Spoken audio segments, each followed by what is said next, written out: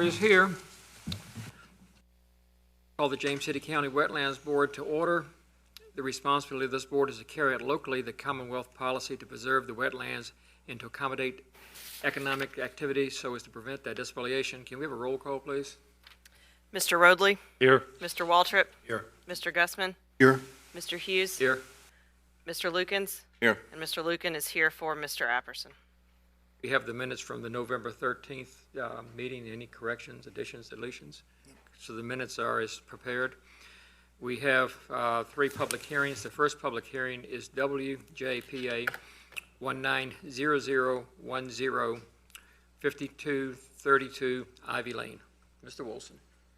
Good evening, Mr. Chair, members of the board. I'm Mike Wilson, Senior Watershed Planner, here to present case WJPA 19-0010 at 5232 Ivy Lane. Mr. Brian Fletcher of Delta Marine Construction has applied for a wetlands permit on behalf of Mr. Oscar Harrow to construct two stone breakwaters and beach nourishment on property located at 5232 Ivy Lane within the York River watershed. Property is located here off of Ivy Lane, which comes off of Croker Lane, and also if you go past that, it goes out to Sycamore Landing. Subject parcel, according to the 2002 aerial from the county's website. Do want you to pay attention to this blue line indicating the property line from the 2019 aerial.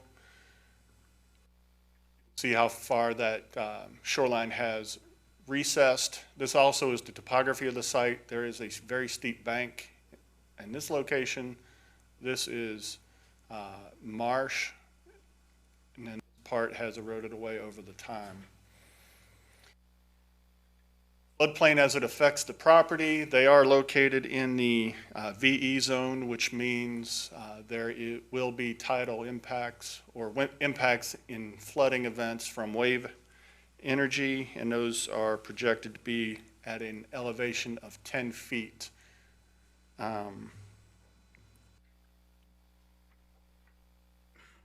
From the application that was originally submitted in February 2019, there was a proposed pier, two stone breakwaters, and beach nourishment.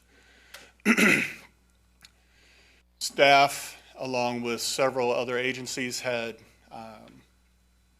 some concerns with the layout as presented, specifically from a staff perspective, the beach nourishment not being shown correctly. This was from a revision in December of 2019 that was submitted, and a little further on there was a revision submitted yesterday that I will go over. From the original application that was revised December of 2019, again the pier, the breakwaters showing up 50 feet from each upstream and downstream from the pier. The breakwaters themselves are 80 feet long by 23 feet wide. Those breakwaters do fall in the subaqueous part of the river, and they are outside of this board's jurisdiction. The part that is before the board is the sand nourishment. As you know, your jurisdiction lies from mean low water upland. VMRC's jurisdiction is over the entire thing. Specifically, the breakwater here is shown below mean low water, and that's what VMRC and the Corps of Engineers will be permitting. Those permits have not been received.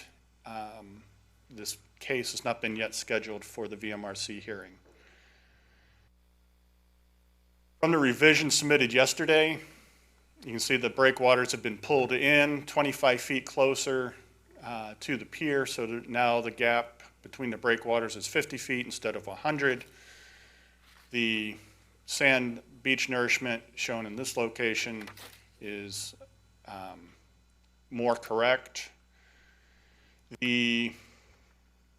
What we don't know, and here's a highlight of the beach nourishment, what we don't know and the photographs will point that out, is the extent of vegetated wetland impact.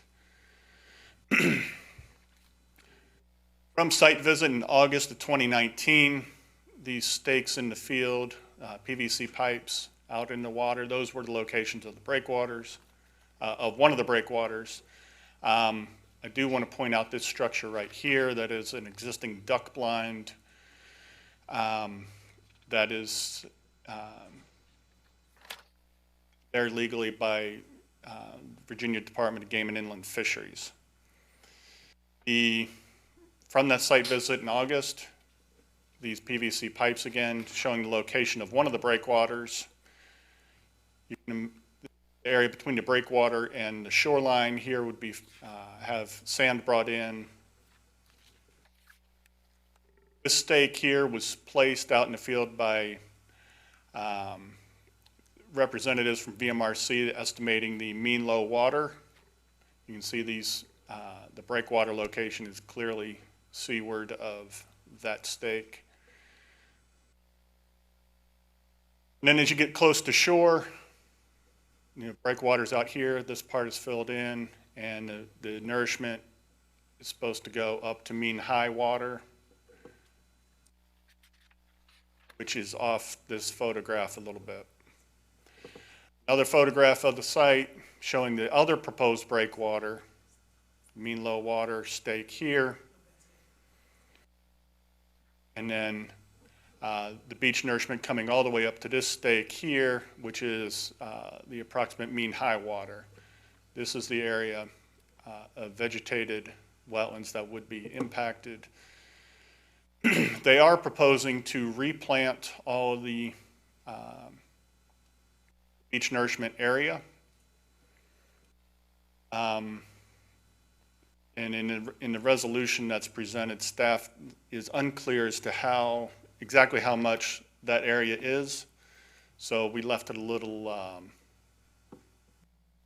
should the board choose to approve it, we left it a little ambiguous in that regard, and I'll show you that here in a second. The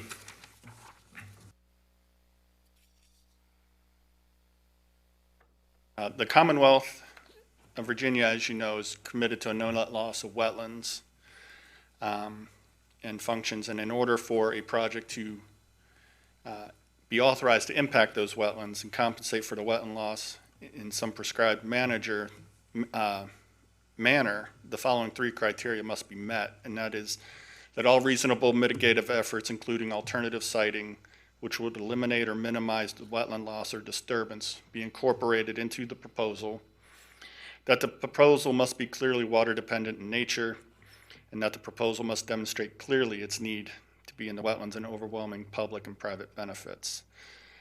If the proposed project cannot meet one or more of those criteria, the project must be denied or must occur in areas outside of the wetlands. However, should it satisfy those three criteria, compensation for the wetland loss is required. And the acceptable mitigation options in that case would be on-site mitigation, off-site mitigation within the same watershed, which in this case would be the York River, and mitigation bank in the same watershed, or a payment in lieu of fee.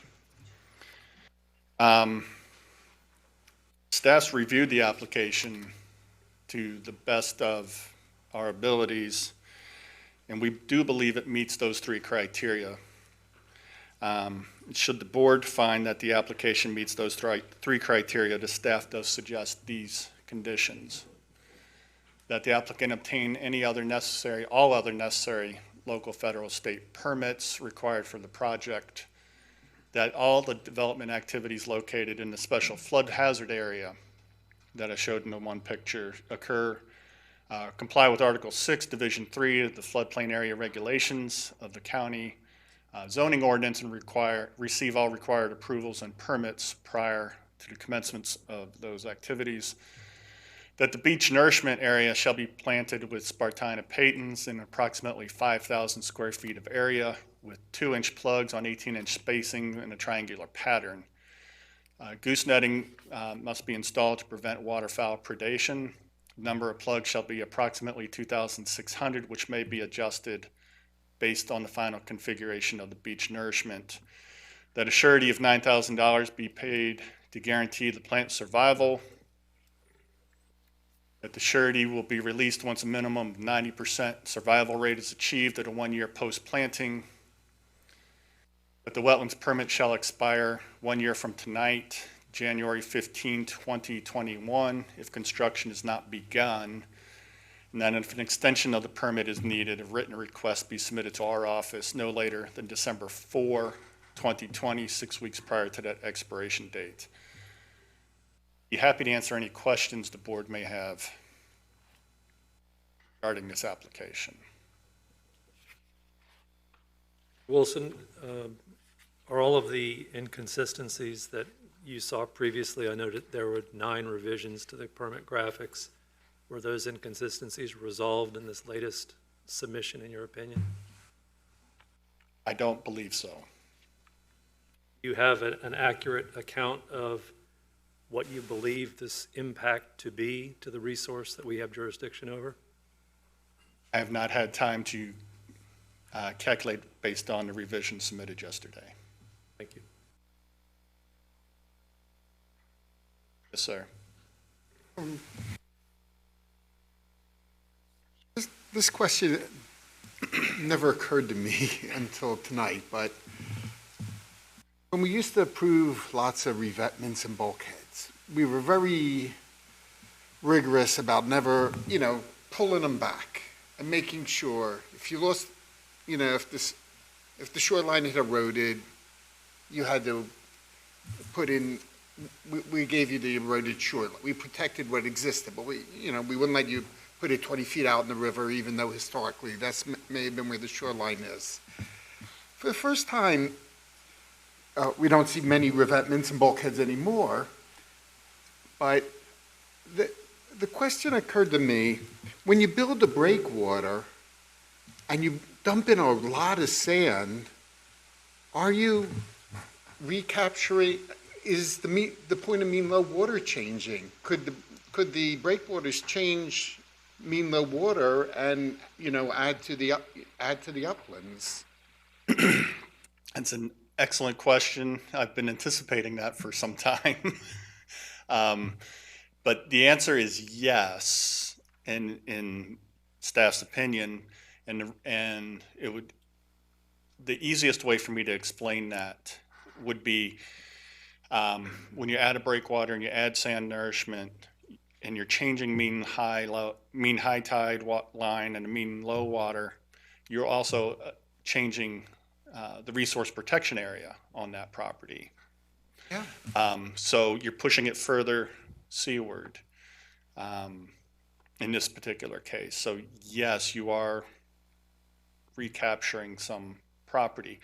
Having said that, the state's preferred method of shoreline restoration is living shorelines, of which this is an extreme example, but an example nonetheless. Is that going to happen with this case? I mean, how much sand is being brought in here? That's unclear. There's, doing a quick back of the napkin calculation, we're looking at 900 to 1,000 cubic yards of sand between the two breakwaters. We're bringing in a huge amount of sand. Significant. I'd sort of like to have a feel for, are we, how much is mean low water changing, for this project? Is there going to be any way to predict that, or? Well, it's shown here graphically, Mr. Gussman. Mean low water would be this line here. It's this dotted or dashed line here currently.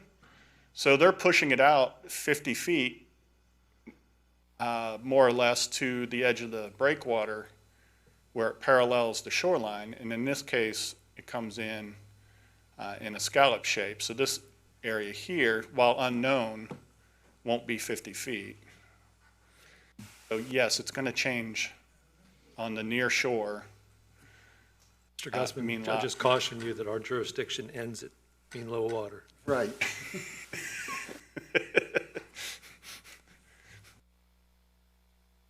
Thank Thank you for that, Mr. Odley.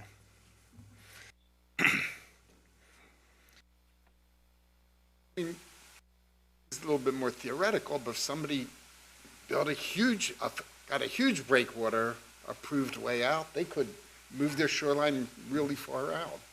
In theory, yes. I think in practice, Mr. Gussman, though, what you find is the area behind the breakwater tends to revegetate if the circumstances allow, and so you end up with a more robust vegetated wetland and non-vegetated component. So it's not as though it turns into fast lands that you could use for building structures Right. and so forth. Right, and, and I certainly support, this type of approach. Living shoreline is a much better approach. What's the square footage of the vegetation that's going to be impacted by this?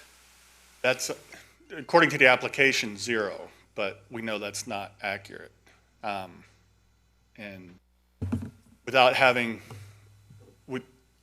until yesterday, without having an indication of where the proposed sand nourishment was going, there was no true way to calculate that or estimate those vegetated impacts. Are you indicating that the information was given to you at such a late moment that you couldn't properly analyze it so you can make a presentation to us? Yes.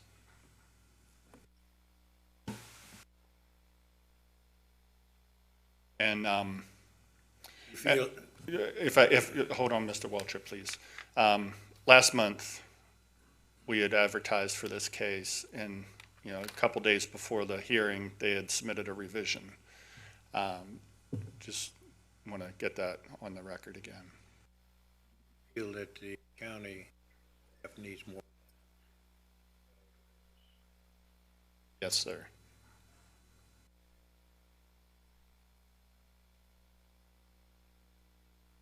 Other questions?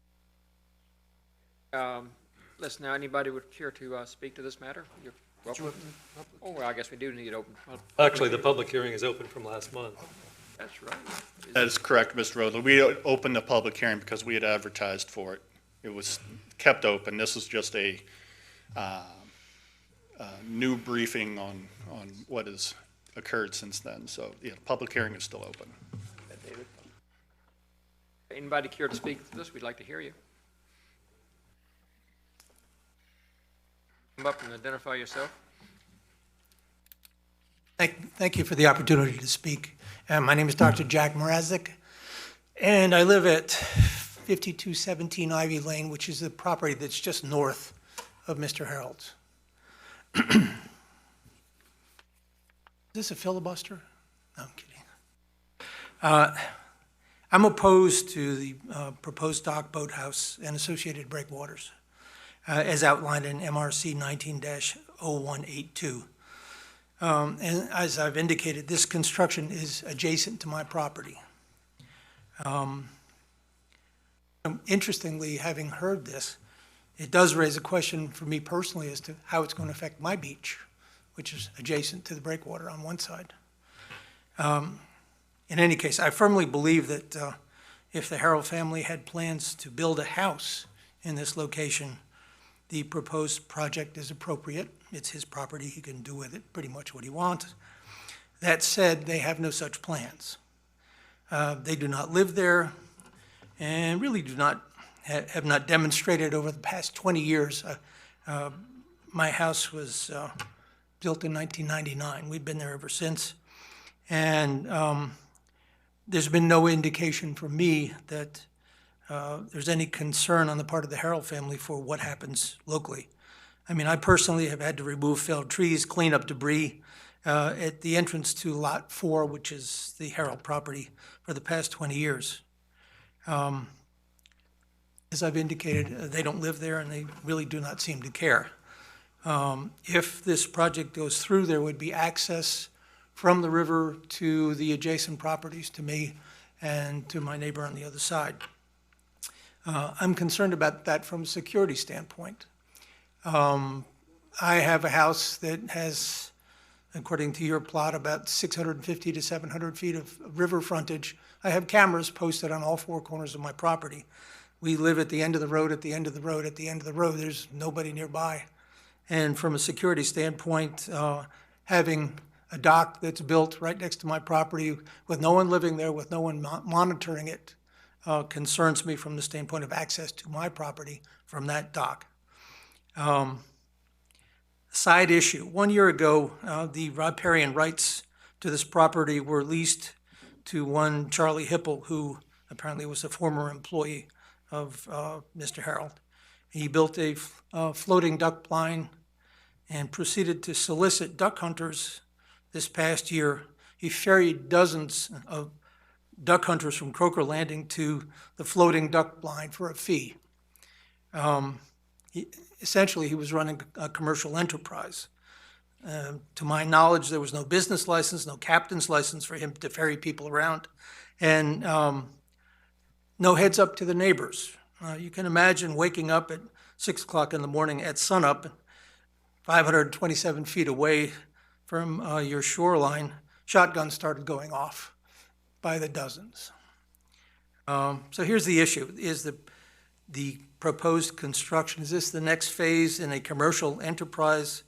Will the tranquility of the neighborhood be affected? Will there be traffic coming down my private road? The road that leads into Ivy Lane happens to be on my property, and there are maintenance costs associated with it. This seems to be a tremendous amount of expense for a family that has no intentions of ever living on the property. And I'm sure if they lived there, there would be no duck hunting in their backyard. That said, I understand that this is his property and he can do with it as he wills, but I certainly, disturbing all the wetlands, the flora and fauna in that location for a dock which may or may not be used for a family that's not going to live there doesn't make an awful lot of sense to me. Thank you.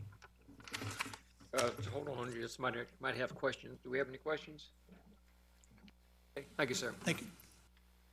Anybody else care to speak?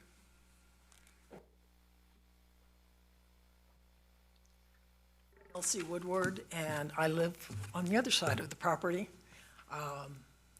Been there since 2007, and I think I've seen Mr. Harold twice. I've had issues with his giving permission for this Charlie Hipple again to deer hunt with bows and arrows, sitting there having breakfast, watching a deer walk across my property with the arrow sticking out of its back. I was home. He could have called me to come and go after the deer or whatever, but made no effort. Had the game warden out in there, and we couldn't find any. Anyway, I just feel like we live out there, this road that they're going to be bringing sand in and whatever is actually a private drive, which we all share and maintain, and we've never had any interest from Mr. Harold in doing that. Again, we cleaned up trees and everything else and nothing. So and I wonder what it's going to do to my beach, because I, again, live on the other side of it. So that's my 2 cents. Any questions? Thank you. Do you have anybody else who would care to speak? Yes, sir. Oh, you got it, sir. Maurice Edlund. I live at 5200 Ivy Lane. It's not on the water down there, but it's Lot 8 in the Ivydale subdivision. I just had one question on your qualifications for approval. There were 3 rules, 3 questions you had. What was the third, the third one?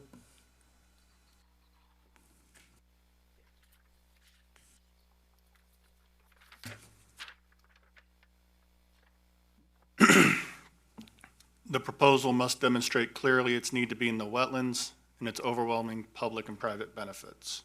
Is that the? That's the one. Okay. My only question is, what overwhelming public and private benefit does this serve?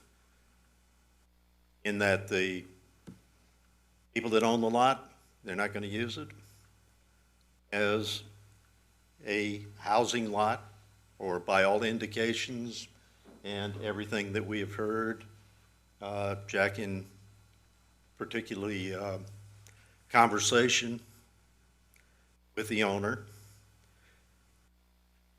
A lot's in a trust right now to the family. I can't say anything about the duck blinds. The thing is, it's supposed to be a floating duck blind. It sure didn't look like that when I was down there. If it's a floating duck blind, I was wondering what all those pilings were alongside of it that it was constructed off of. Mine's more a concern with intent. And for that matter, the neighborhood. You're gonna, if they do this, there's gonna be a lot of commercial access, dumping sand and all this kind of stuff down there. There's no guarantee that this just doesn't become just a party spot too, with the commensurate travel and disturbance and security concerns like Mr. Mrazek put out. How does this serve the public and the private interest? That's my question. Anyway, appreciate your time. Thank you, sir.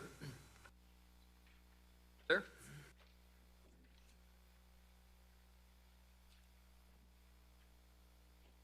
I'm Oscar Harrell. My wife and I own the property at Avondale. We'd like to thank the board for the work you guys do to protect our wetlands. And we'd like to thank you for your consideration of the water features we'd like to install to protect the high cliff, which is gradually eroding away. If there's any questions I might answer for you, I'll be glad to try.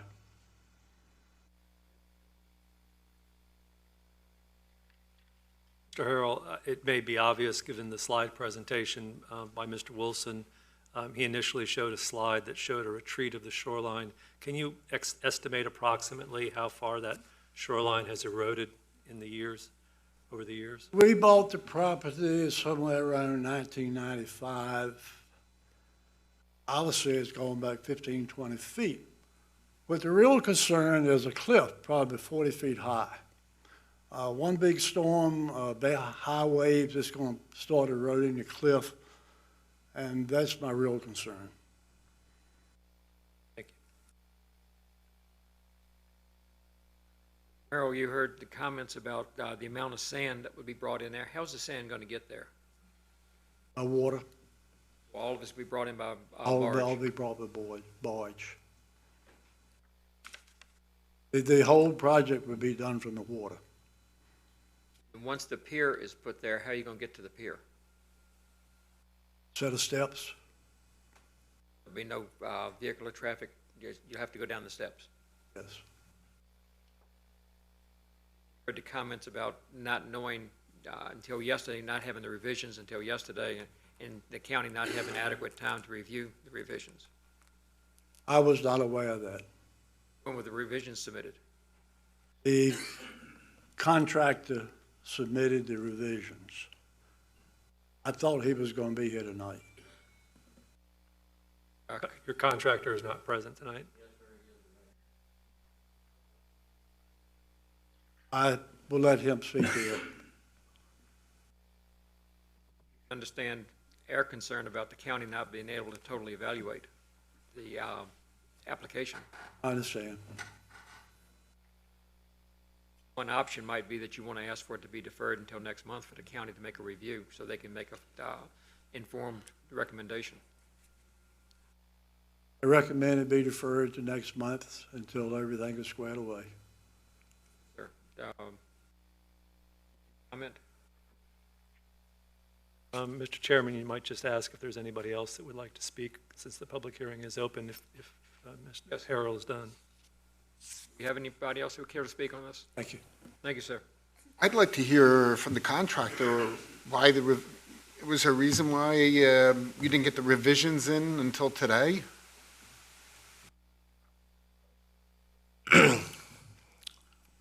I'm Brian Fletcher. I am the manager of Delta Marine Construction. We've done over 6,000 projects up and down the Chesapeake Bay.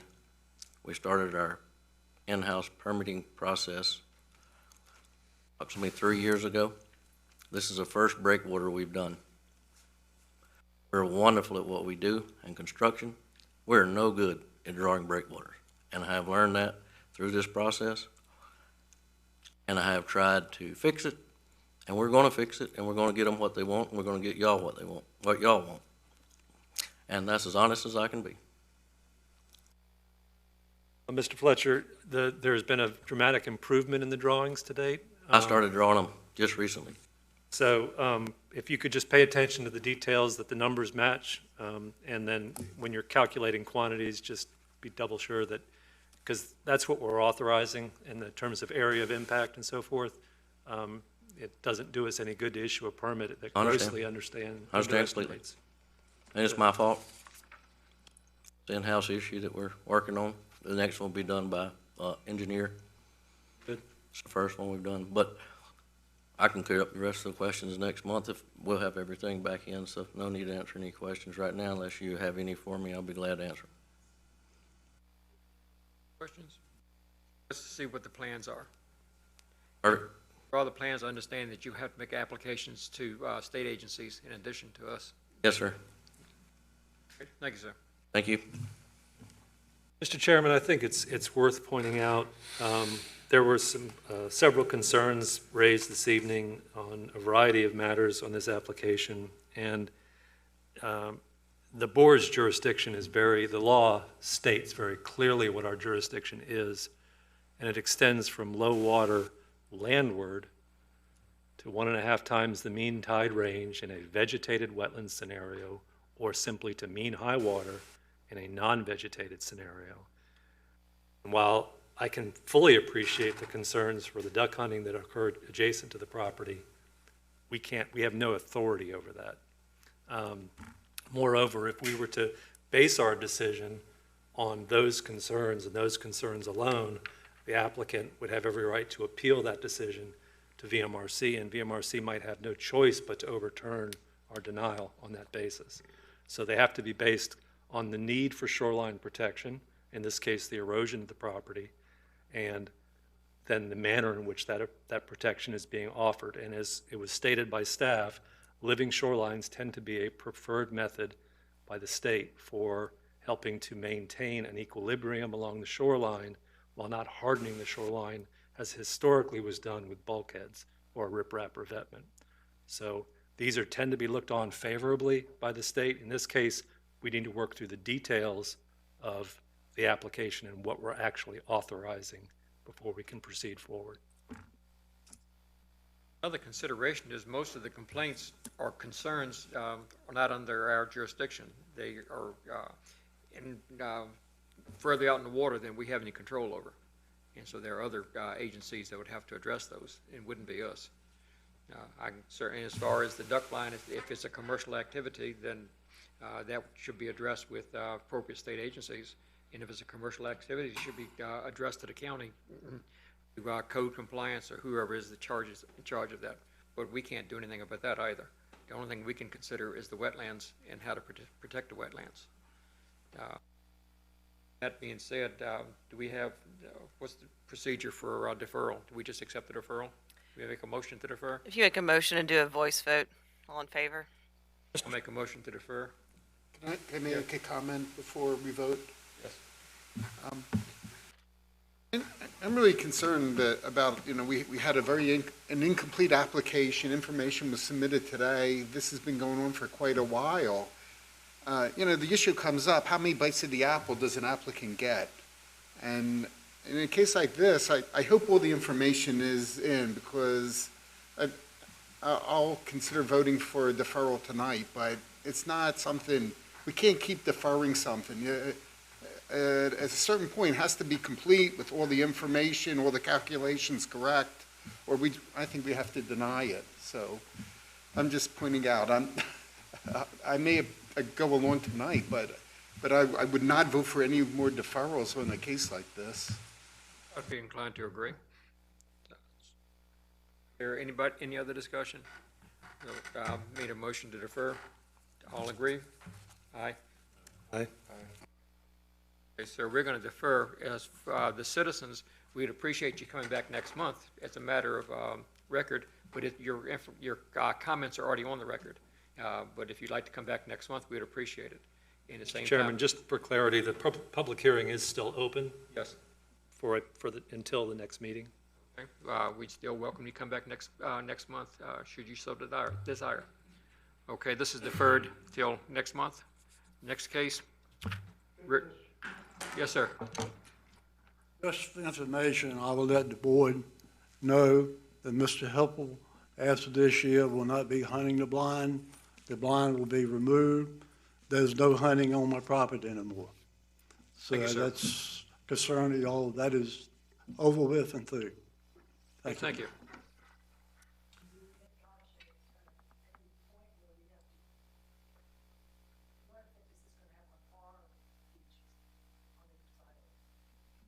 Well, this has been deferred, so I think we should discuss that next month.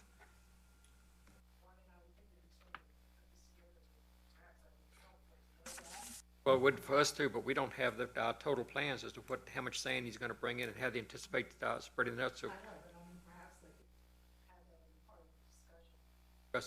it'll be in discussion next month, and I would advise the county to provide the information to a representative. Ms. Woodward, I might recommend that you contact staff, and they may be able to help address your questions, perhaps in the field, given what's being proposed. It's difficult in this forum to fully understand it. It's a little bit easier when you're standing on the property looking at your shoreline. Olson, that won't be a problem for you to go ahead and take a look at the property with the... That is not a problem, sir. Okay. I'll be contacting Ms. Woodward here in near future. Thank you, sir. Okay, we ready to move on? I won't upset us if you get up and leave. You haven't got to sit here for all of them. We'll move on to the next case, WJPA 190044, 7266 Osprey Drive, revetment in Marshville. Sure.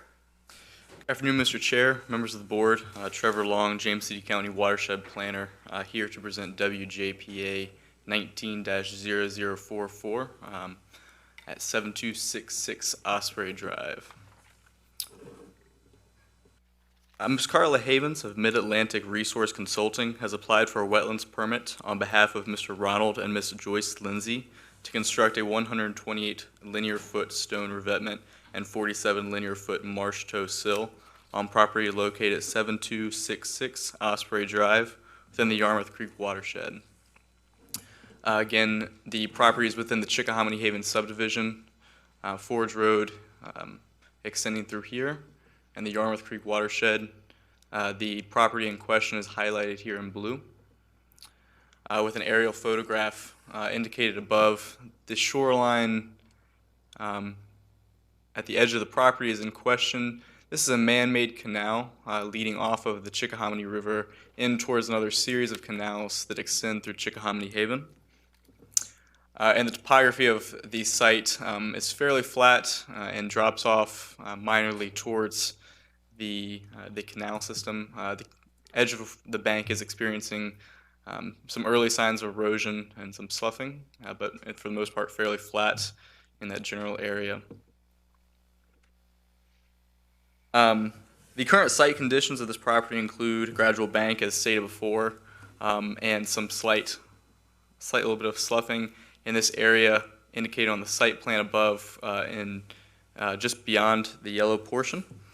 So for this reason, the applicant is proposing the combination of a 128 linear foot quarry stone revetment and a 47 linear foot marsh toe sill in order to slow wave action causing bank erosion coming from the canal. The marsh toe sill is proposed to be located beyond the existing vegetated wetlands found on site, therefore causing no net loss in vegetated wetlands. The proposal does impact approximately 512 square feet of non-vegetated wetlands associated with the revetment and 282 square feet of subaqueous bottom associated with marsh toe revetment. marsh toe sill drawn out here in orange. The cross section over here on the left shows both the stone revetment and the marsh toe sill, and the site plan showing an aerial of the project. So two quarry stone revetments, and in the middle a 47 linear foot marsh toe sill, which will be beyond any vegetated wetlands found on site. Some site photographs. The proposed revetment, and then this is the bank. Hard to tell potentially in this photo. The source of erosion mostly is coming from this area here, where there's some undercutting of trees and bank in general. Again, PVC pipe. This area would be the approximate location of the marsh toe sill and the edge of the revetment on the far corner of the property. Another photo indicating where the sill would go underneath of the existing pier, and the revetment and sill photo combination together.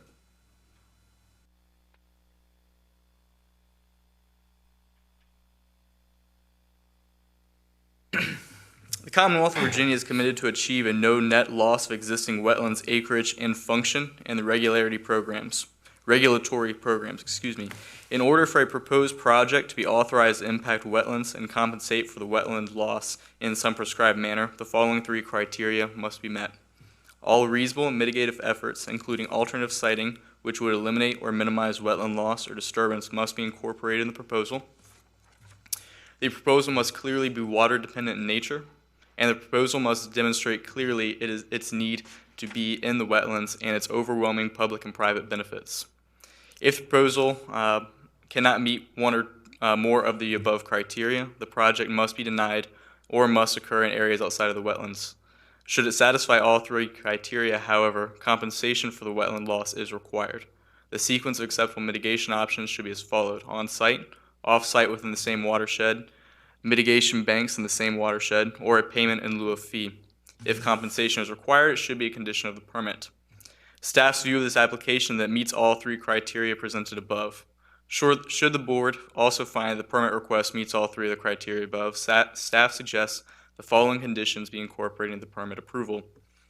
The applicant must obtain all other necessary local, state, and/or federal permits required for the project. All development activities located in the special flood hazard area shall comply with Article 6, Division 3 Floodplain Area Regulations of the James City County Zoning Ordinance and receive all required approvals and permits prior to the commencement of such activities. There shall be no removal of trees at this time. The wetlands permit for this project shall expire on January 15th, 2021 if construction has not begun by that date. And if extension to the permit request is needed, shall be written and submitted to the Stormwater and Resource Protection Division no later than 6 weeks prior to the expiration date, meaning December 4th would be the last day they could submit for an extension. Thank you for your time, and I'd be happy to answer any questions that you have at this time. Thank you, sir. Thank you. We'll open the public hearing and ask for people who care to address us. Hello, see you again this month. Happy New Year, Mr. Chairman, members of the board. I'm Carla Havens with Mid-Atlantic Resource Consulting, 1095 Cherry Row Lane, Plainview, Virginia 23156. Trevor, thank you for a great presentation. This one's pretty cut and dry. It's a man-made channel. They cut down, the bank sloughed, and now we're dealing with siltation. There's that little section, I don't know if you all went to the site, but there's that section, and granted, I was out there staking it when everything was still green and pretty. We're basically putting stone around the vegetated wetlands that have sloughed down, which are depicted in the orange there, and then going with a revetment up against the bank on either side of it. Could you extend the marsh sill further, or it's just not feasible to, It would take a lot of backfilling. I mean, you would have to, instead of doing a revetment up against the bank, you would need to move a sill and continue it along the shoreline and then backfill that and plant it. I mean, you can do anything you want. It just, how crazy do you want to go and how much money do you want to spend? Other questions? Thank you. Anybody else care to speak to this? If not, we'll close the public hearing and open it for discussion. Mr. Chairman, these dredged canals are somewhat difficult to stabilize. Usually we see sheet pile structures, and so the fact that Ms. Havens was able to incorporate a marsh tow in a portion of this, I think is commendable. Appreciate that effort.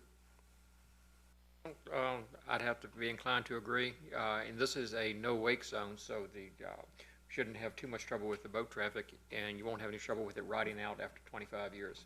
So is there any other discussion? I'll make a motion that we grant the permit or adopt a resolution to grant the permit. Any discussion? Can we have a roll call vote, please? Mr. Rodley? Yes. Mr. Waltrip? Yes. Mr. Gussman? yes, Mr. Hughes? Yes. Mr. Lukens? Yes. Okay, we have the permit. The next case is WJPA 190043, and this is at 10010 Sycamore Landing Road. Olson.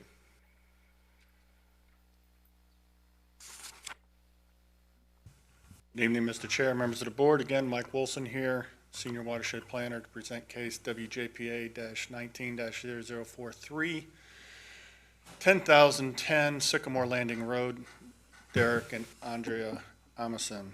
Mr. Jeff Watkins of Shoreline Structures has applied for a wetlands permit on behalf of Mr. Derek and Ms. Andrea Amason to construct stone revetment on property located at 10,010 Sycamore Landing Road within the Sycamore Landing subdivision. Upriver, the case you heard first tonight, property is located here within Sycamore Landing. From 2002, again, pay attention to the blue line. That's where the shoreline was in 2002. 2019, it has migrated landward that far. You can see 2002, there was no shoreline protection on either side of the property.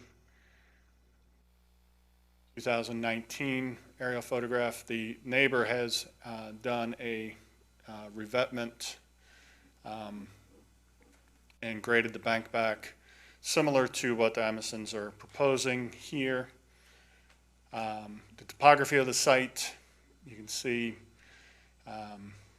some marsh vegetation here, and then a very steep and eroding bank here, especially as you progress towards the south. Floodplain as it affects this property, again, it's in the VE zone, which means it's affected by wave action. And the wave action elevation at this property is 17, and it's depicted here in the yellow, or the green color. From the application itself, site plan and cross sections, the blue area is the proposed rock sill that is outside of this board's jurisdiction. Again, similar to the breakwaters or the first case, they are completely below mean low water. Proposing to bring in some sand, beach nourishment between the breakwater, the rock sill and the revetment, and plant that sand beach nourishment area. They are proposing a rock sill similar to the upriver neighbor. That elevation, the top of the rock sill would be elevation 10. They are proposing a 10-foot maintenance bench, and then cutting the bank back at a 3-to-1. This portion of the project will be heard by the Chesapeake Bay Board. So this part is within the Wetlands Board's jurisdiction. A couple photographs from the site. Proposed sill out in the water, beach nourishment area, and then the proposed revetment up against the bank. Standing at the upstream neighbor's property, that sill would be out in this area. This area would be filled with sand, and then the revetment continued, tied into and continued to the other downstream property line at that point in time. And then, like I said, similar to this case, a maintenance bench at the top of the sill and then grading the bank back. Another photograph of the site. You can see this the Spartina vegetation here. Really good picture here showing it being eroded away.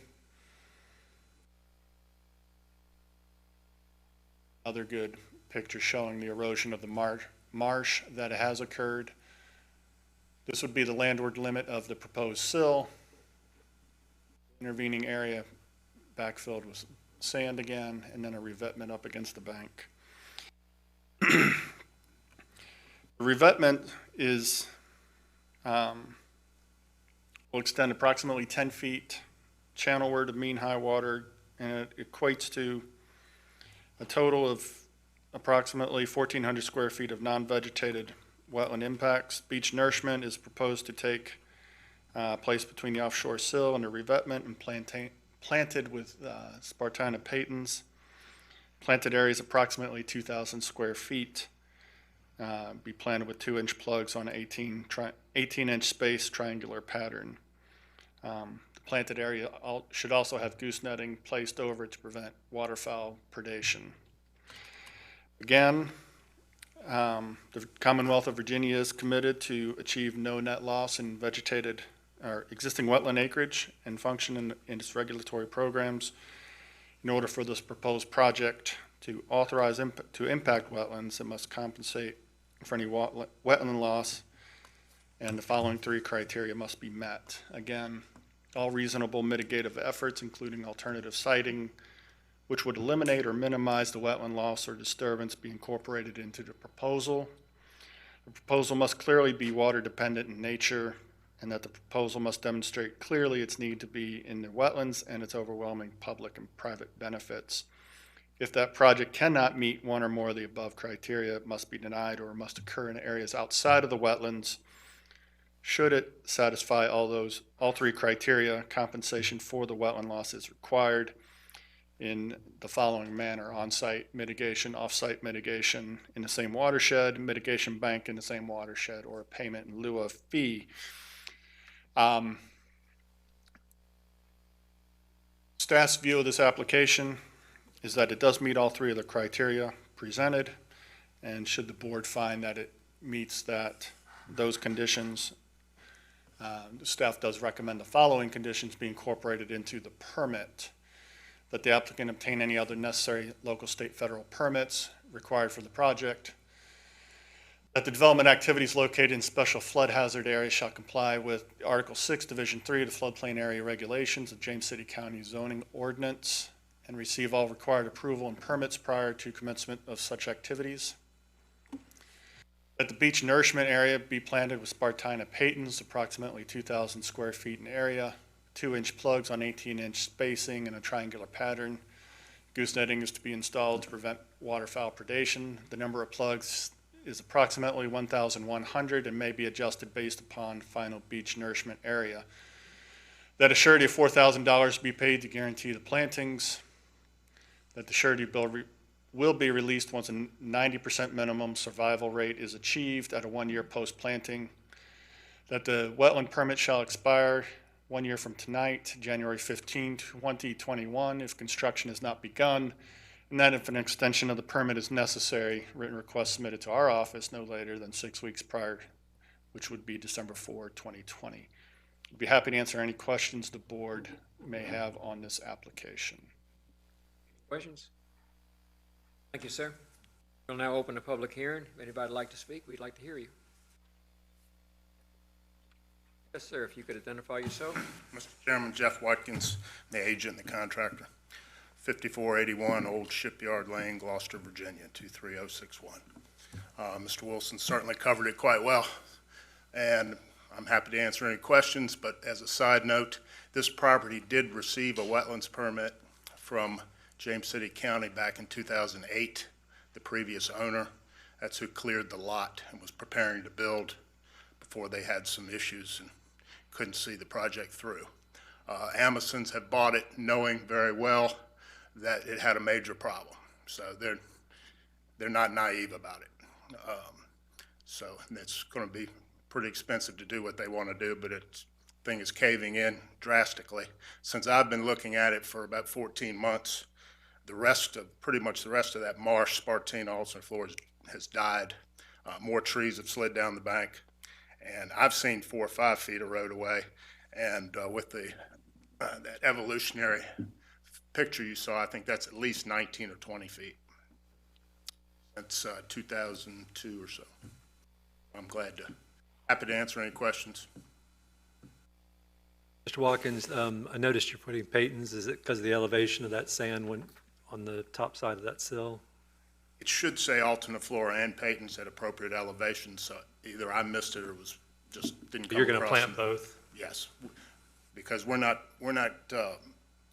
mean high is still going to come over that low profile sill and flood that new tidal wetland. And, and the Amazons don't have to do that sill and go to that expense or add the sand or the plants. They're trying to do a best management practice and rebuild that tidal wetland.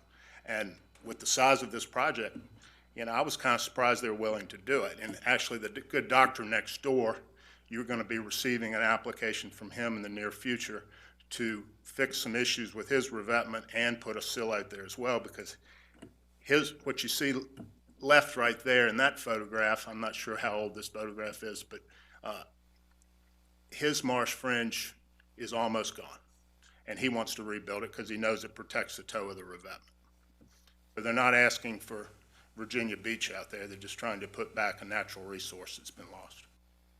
That revetment on the adjoining property is at elevation +10, the top of that? Say that one more time. The revetment on the adjoining property is at elevation +10? Same elevations, yes. And it's performed fairly well? Other than the toe. I didn't install it. It's a mistake by someone before the house was built, and it's a darn shame because they just placed the rock right on top of the alternate floor or in behind it, and now 3 foot of peat is gone, and the thing is sliding in the river. So. One question, not directly germane to this application, but have you gotten any indication from the neighbor downstream that they might consider action? Downstream, he has submitted a JPA since you and I met on site himself, and he may be here tonight. I'm not sure. I met with him a while back, and very nice people. We had to concentrate on this lot because it is the access. And once it's the access for both unless you're coming by barge, and it's really not feasible to come by barge here. The barge is going to run aground 2,000 feet out in the river. And I'm not commenting on the first application tonight, but it's got to come by road here. The York River's shallow, unless you got an airboat, Your intentions are to basically tie it into the existing one? Yes, sir.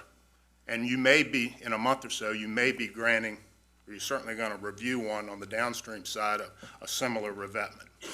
Because that's Mr. Lambie, and I believe I pronounced that correctly, and he has even a more severe problem. Thank you, sir. Thank you. Anybody else care to speak on this? We'll want to speak, sir? Nobody knows. Okay, if not, we'll close the public hearing. Do we have any discussion? Mr. Chairman, I'll echo Mr. Watkins' comments. The applicant isn't required to rebuild that marsh, and I do appreciate, the board appreciates, the Commonwealth appreciates helping to restore that resource. So. Anybody else? Can we have a motion?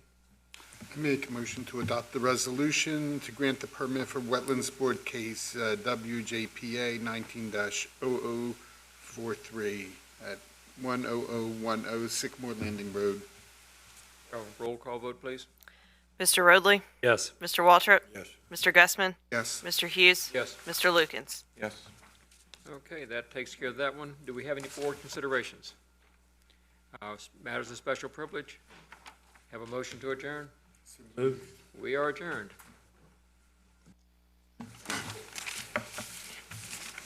All right, moving right along. I'd like to open the January 15th meeting of the James City County Chesapeake Bay Board. The responsibility of this board is to carry out locally the Commonwealth policy to protect against and minimize pollution and deposition of sediment in wetlands, streams, and lakes in James City County, which are tributaries of the Chesapeake Bay. Can we have a roll call, please?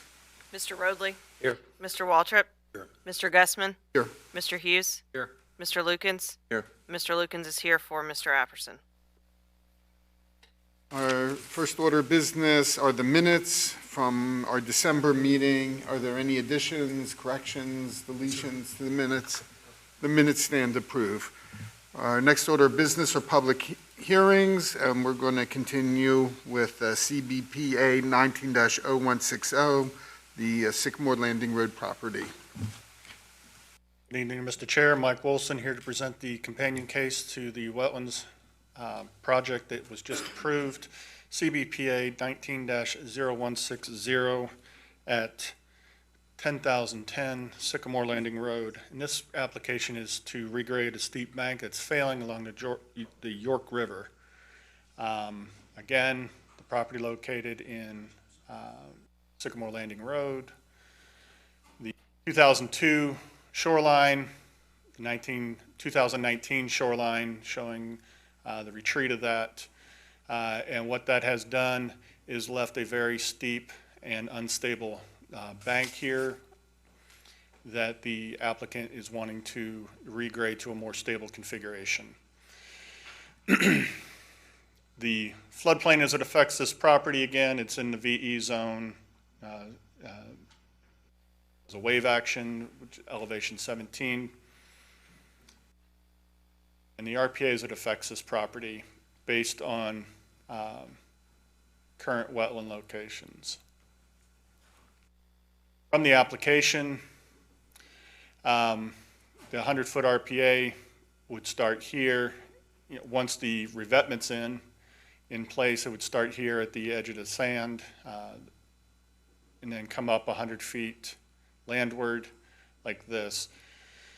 Again, the revetment stopping at elevation 10. The terrace, approximate 10-foot wide maintenance terrace so that it can maintain the revetment, and then the bank graded back at a 3-to-1 to reach natural ground. This was submitted November 12, 2019, along with the wetland application. And the resource protection area, and in site plan view, it's property lines here, and it comes back RPA. The 100-foot resource protection area is measured from the base of the revetment here, goes up 100 foot. There is a 10-foot terrace here. Staff would like to see that mulched, and then a 3-to-1 slope to be replanted and mulched. From the site photographs, again, from the adjacent neighbor's property, the revetment and maintenance bench here would extend from the top of the slope. It's hard to see, it's very brushy, but if just past these saplings here, that bank drops off 15 to 20 feet straight down. And then from, turning around looking towards the Sycamore Landing Road, it's very brushy. As Mr. Watkins stated previously, there had been some land disturbance on this property, and it's experienced 10 years of regrowth. So it's very dense, viney. So the total lot size for the project is 1.36 acres, and 33% of that is located in the RPA. Currently, the site is vacant, and it's mostly wooded, 25 to 30 foot tall. or it's mostly wooded, and it has a 25 to 30 foot tall vertical bank, and it is experiencing failure.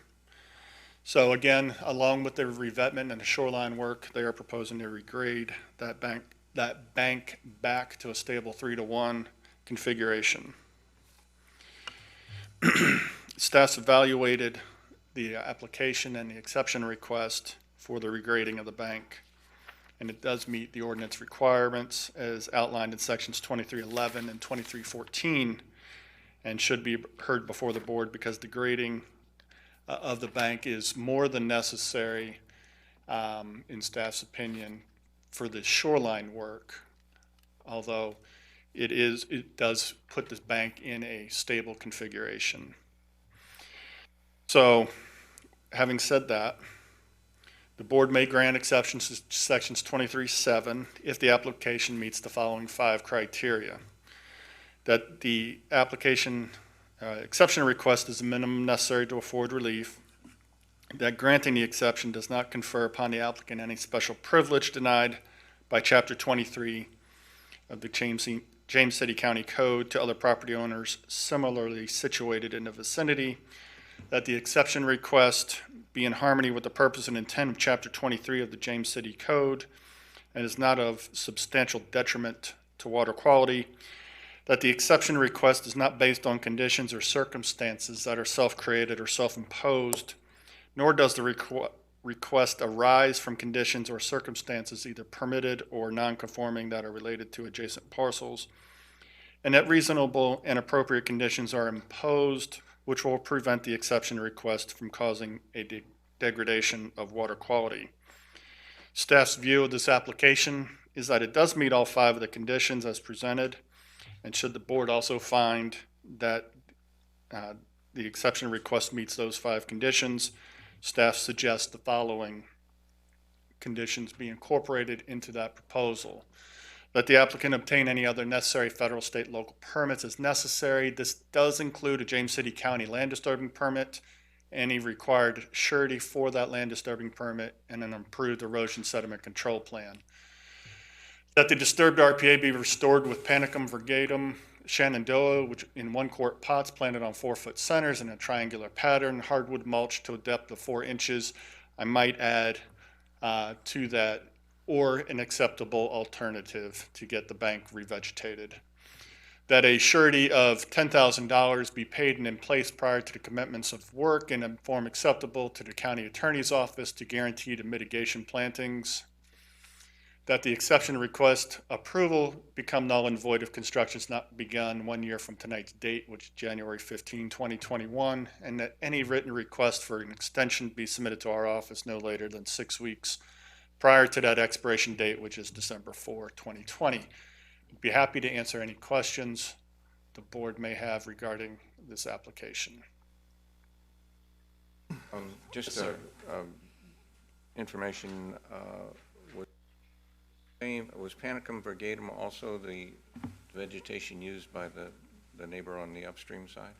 No, sir. I was unable to find what the upstream neighbor had used. It is a Lovegrass. it's switchgrass. It's native. It stays 3 to 4 foot tall. They've used it with good success out at Uncle's Neck in some of their bank grading work. Thought it might be appropriate here. That's why staff recommended that. But if the homeowner should choose to go a different route, as long as the bank was revegetated, staff would be okay with that. Okay, at this time, I'd like to open the public hearing. Would anyone like to speak on this issue? Jeff Watkins, agent and contractor. Be glad to answer any questions. Although, let me say first, I did speak with Mr. and Ms. Amison. They live out of town working, so they can pay for all this. And when they got the letter from Mr. Wilson, and we had a long discussion about surety, it caught him off guard a little bit. But and then he asked about whether he came up with a different landscaping plan that was acceptable if he'd have to come back here. Mike's assured me that long as he's probably not, So Mike had mentioned in his comments that about putting mulch down on that bench. I'm a little concerned with that because I don't care for it, but, and the only reason I've seen some of these structures, I mean, you're at 10 feet. If there's a wave that overtops that and it's vegetated, it stands a better chance of holding it. we're here to do what you all, we're here to do what's best, okay? My experience with mulch on a slope especially is that one big rain like we had a couple nights ago, half of it's down on, we're gonna have a big pile of mulch at the bottom and it's gonna be so wet you can't do anything with it. Are you going to mat it then? We are gonna put temporary seating and straw blanket down with some Bermuda and some ride just to get some quick cover, okay? And that's not part of his presentation, but that's part of our plan to seal that up quickly. And then the landscaping comes in as agreed upon. But if you all don't mind, I would rather not mulch any more than I have to. And it's probably not gonna be me anyway, The slope 3 to 1 is flat enough that you can get your equipment down that bank. We can track up a 3 to 1 if the soil's good with the dozer with the big cleats on it, but no steeper. The one next door to Dr. Davidson, I think his name, is about a 1.5 to 1, and he's constantly working on it. He's keeping a close eye on it and paying people to cut stuff down, cut the little trees, and it's still got some sloughing. Are you going to put a bench along that slope for future access? We're gonna leave a bench at the top of the revetment, and we're gonna leave a switchback path, walking path up and down this hill, so there won't be any steps being built. A lot of money to build a set of steps. And who wants to walk back up, right? Thank you. Any other questions for the applicant? Thank you. Thank you. Would anyone else like to speak on this issue? This time I'll close the public hearing. Any discussion among the board? Mr. Chairman, I would just ask that we give staff the latitude to work with the applicant on the revegetation plan so that he does not have to come back before the board. Okay. Clear? Okay. Can we have a motion? Chairman, I move that we adopt the resolution to grant the exception for Chesapeake Bay Board case CVPA 19-0160 at 110 Sycamore Landing. Can we have a roll call? Mr. Roadley? Yes. Mr. Waltrip? Yes. Mr. Gussman? Yes. Mr. Hughes? Yes. Mr. Lukens? Yes. Okay, motion carries. All right, our next case, CBPA 19-0141, 2552, William Tankard. Mr. Long. Good afternoon, Mr. Chair, members of the board. Trevor Long, James City County Watershed Planner, here to present CBPA 19-0141, 2552 William Tankard Drive. Mr. Robert Feder has applied for a Chesapeake Bay exception for encroachments into the RPA buffer for the construction of a shed on property located at 2552 William Tankard within the landfall subdivision and the Powhatan Creek watershed. Again, vicinity map above showing the parcel here in blue and the Powhatan Creek watershed. This area here is the landfall subdivision of which the applicant lives in. Aerial photograph showing the property, Powhatan Creek, extending out here.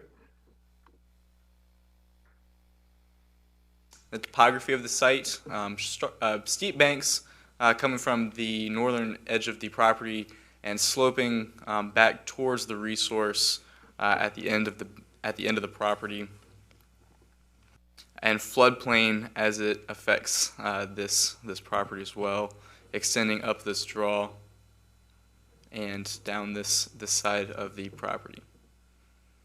Resource protection area. As you see, the house is completely outside of the RPA, and the extent of it extends up into the cul-de-sac.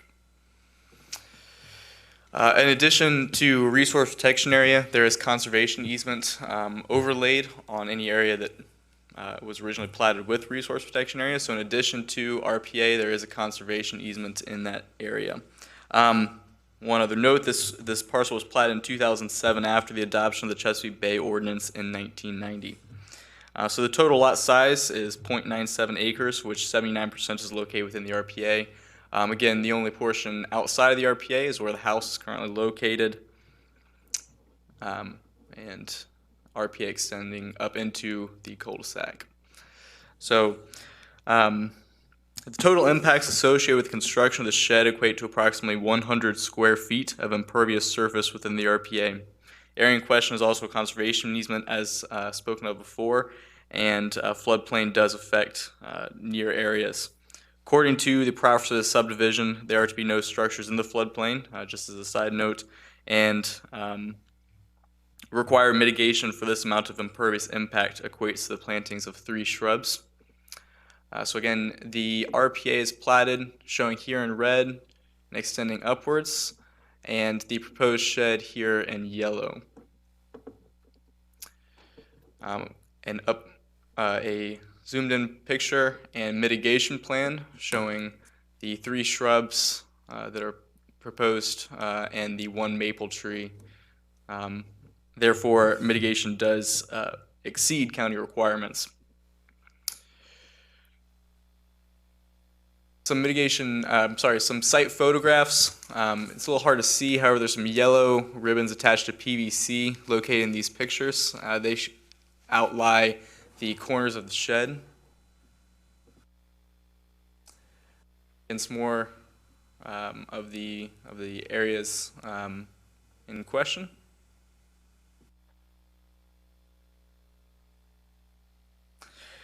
The case was public notice for the December 11th, 2019 Chesapeake Bay Board meeting. Public hearing was opened and the case deferred at the applicant's request to allow the board to visit the site. Several board members visited the site during the last week of December 2019 and the first week of January 2020. Staff has evaluated the application and exception request for the construction of a shed and finds that this application meets the ordinance conditions in sections 23-11 and 23-14 and should be heard by the board because the shed is accessory in nature. Board may grant exceptions to section 23-7 if the application meets the following 5 conditions. The exception request is the minimum necessary to afford relief.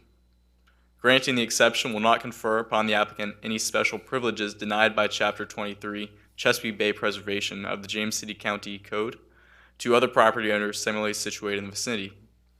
The exception request will be in harmony with the purpose and intent of Chapter 23 of the James City County Code and is not of substantial detriment to water quality. The exception request is not based on conditions or circumstances that are self-created or self-imposed, nor does the request arise from conditions or circumstances either permitted or non-conforming that are related to adjacent parcels, and that reasonable and appropriate conditions are imposed which will prevent the exception request from causing a degradation of water quality. Should the board find the exception request meets all 5 of the conditions as outlined above, staff suggests the following conditions be incorporated into the approval. The applicant must obtain all other necessary federal, state, and local permits as required for the project. All development activities located in the special flood hazard area shall comply with Article 6, Division 3 Floodplain Area Regulations of the James City County Zoning Ordinance and receive all required approvals and permits prior to commencement of such activities. Written permission from the easement holder to place a structure within the conservation easement shall be provided prior to commencement of such activities. And a surety of $250 be paid and in place prior to the commencement of work in a form acceptable to the James City County Attorney to guarantee the planting mitigation, with this exception request becoming null and void if construction has not begun by January 15th, 2021, with written request for extension submitted no later than 6 weeks prior to the expiration date at December 4th, 2020. Thank you. I'd be happy to answer any questions the board may have. Can we go back to the slide showing the property and where this is going to be located? I think it was an aerial view. I'm looking particularly for the where the retaining wall is in reference to where this shed's going to be. The site plan or actual aerial Site plan is photograph? fine. Yes, sir. Sorry about that.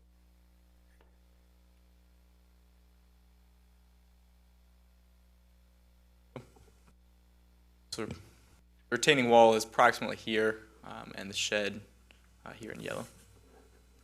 And where's the house? House is situated right here and outlined here in black. I have a question.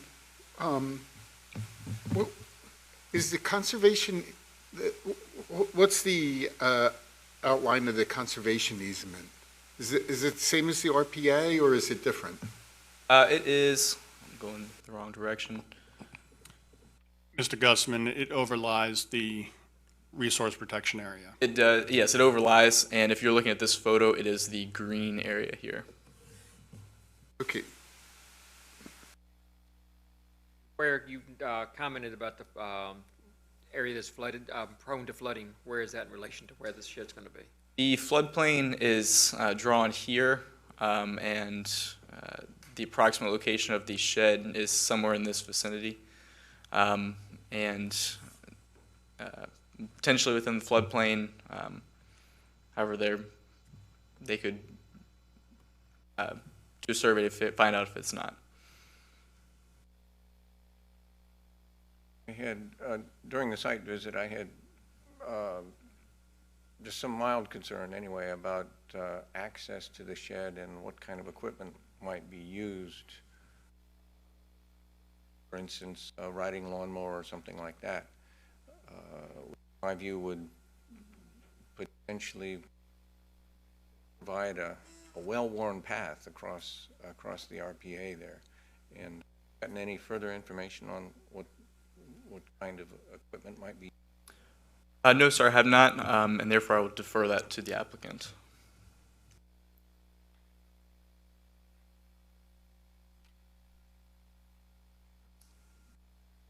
Any other questions for staff? Is the public hearing still open? I believe so, yes, sir. Okay. All right, the public hearing is still open. Would anyone else like to address this issue or speak on this?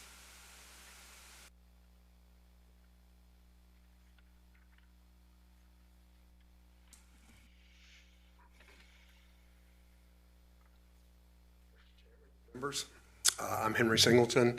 I live at 2557 William Tankard Drive, which is across the street from the applicant.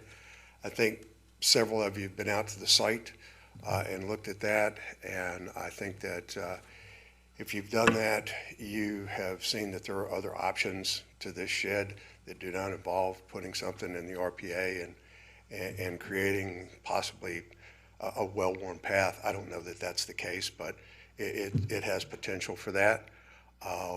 So I would like to say thank you for coming out and looking at that, and I appreciate your time, and I hope that that you've seen what you need to see and make your decision. Thank you. Anyone else like to speak on this issue?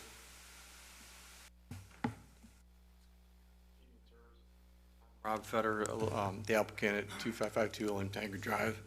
I do have a handout for you so to clarify some things that may be more clear in the original application. So I want to give you some handouts. Anything you give us becomes part of the official record. Thank you, sir.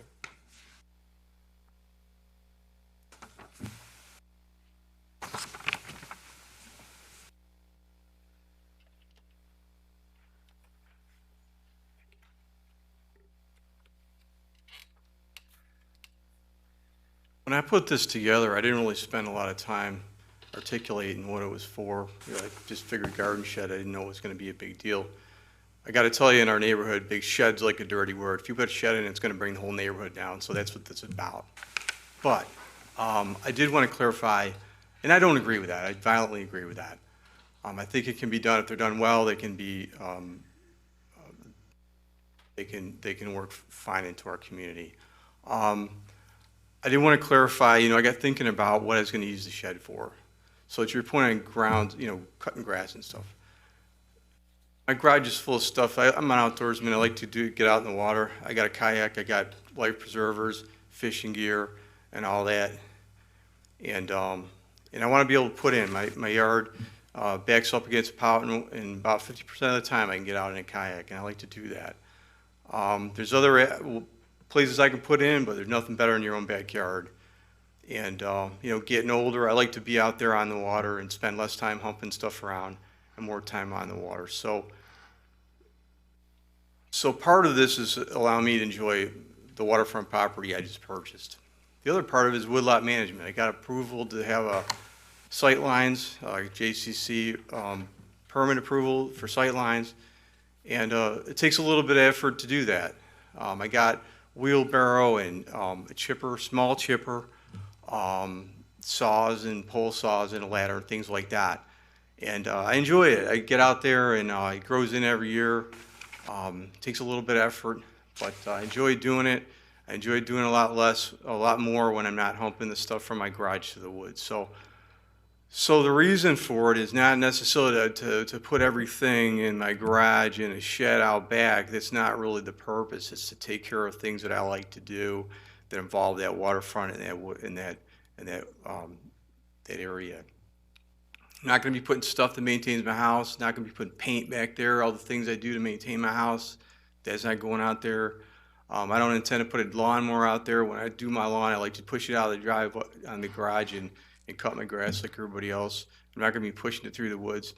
And I do spend a fair amount of time in that woods, sir, Mr. Lukens. To be honest with you, there's going to be paths out there. I spend time out there. I just got a new Labrador Retriever. We're going to be out there all the time.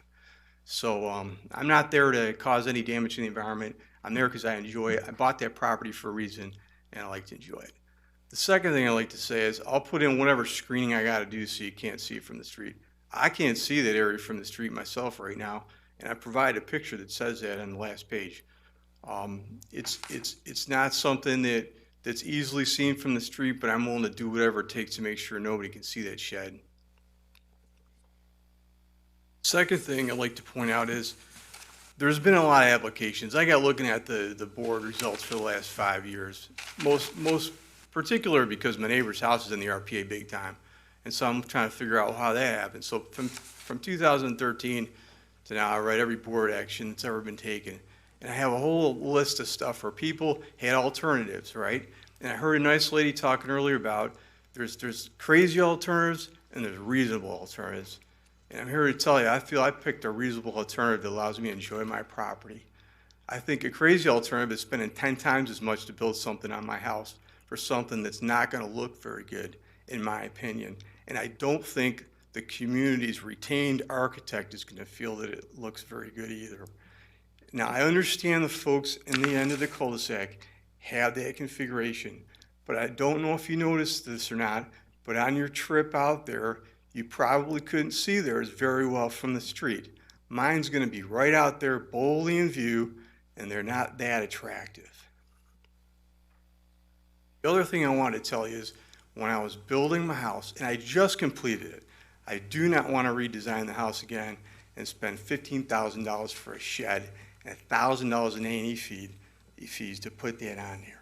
Now, when we were building the house, I had to delete a screened-in porch because the builder would not come before you to ask for an exception for zoning to build the porch. There's only one place I can build a porch for my beautiful wife on that house, and it's right there where somebody wants me to build a $15,000 shed. So if I ever get the money to build a porch, that's where I want to do it. And that's compatible with my life. You want a screened-in porch on your house, not out in the woods. So I'm just asking you for reasonable consideration to put a shed. I got an acre of property. I think it was mentioned that about 2/3 of it is in the RPA. And all I'm asking for is 100 square foot. And it's not going to impact the environment whatsoever.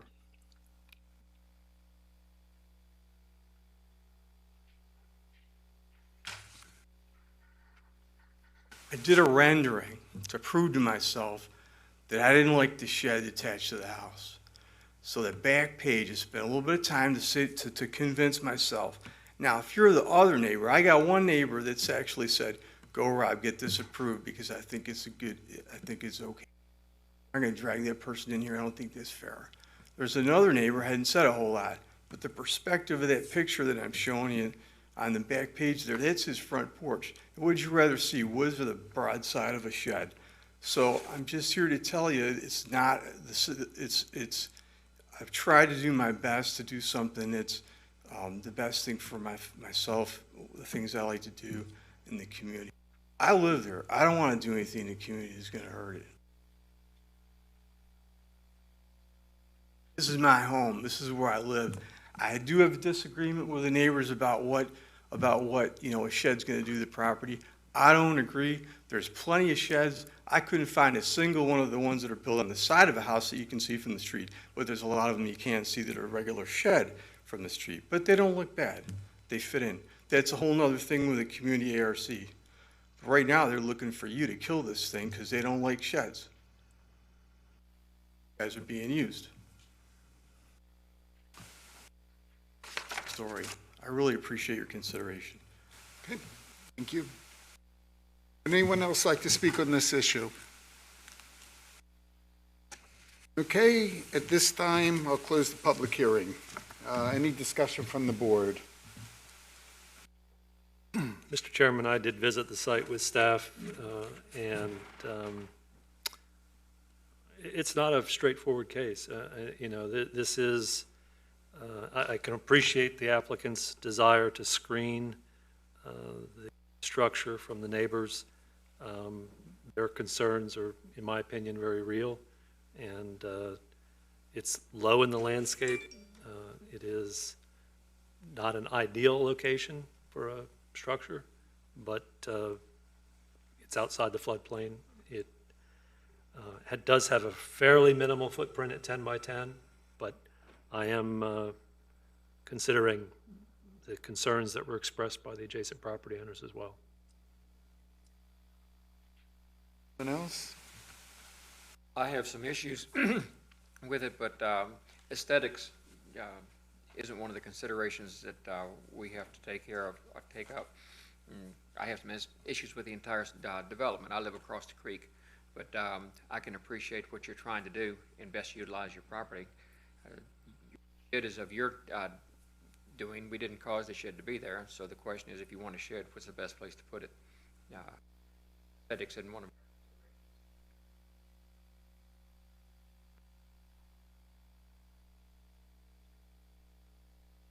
Any other comments? I'll make a motion, sir. Okay, I'll make a motion to adopt the resolution to grant the exception. Chesapeake Bay Board case CBPA 190160. okay. So we have a motion to adopt the resolution to grant the exception. Everyone clear on that? Okay, can we have a roll call? Mr. Roadley? No. Mr. Waltrip? Yes. Mr. Gussman? Yes. Mr. Hughes? Yes. Mr. Lukens? Yes. Okay, motion carries. The exception's granted. Can we take a 5-minute break? Is that acceptable? Okay, we'll recess for 5 minutes.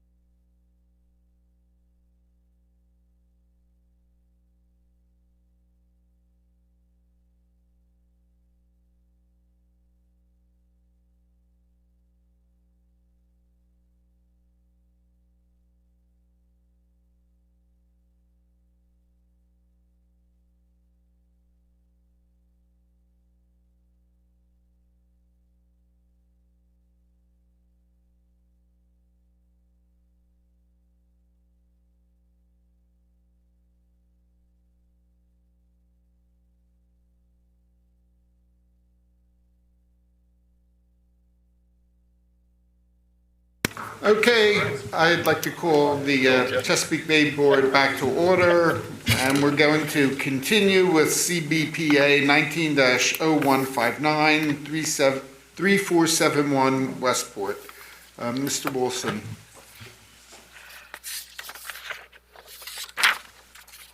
Good evening, Mr. Chair, members of the board. Mike Wilson here to present case CBE 19-0159.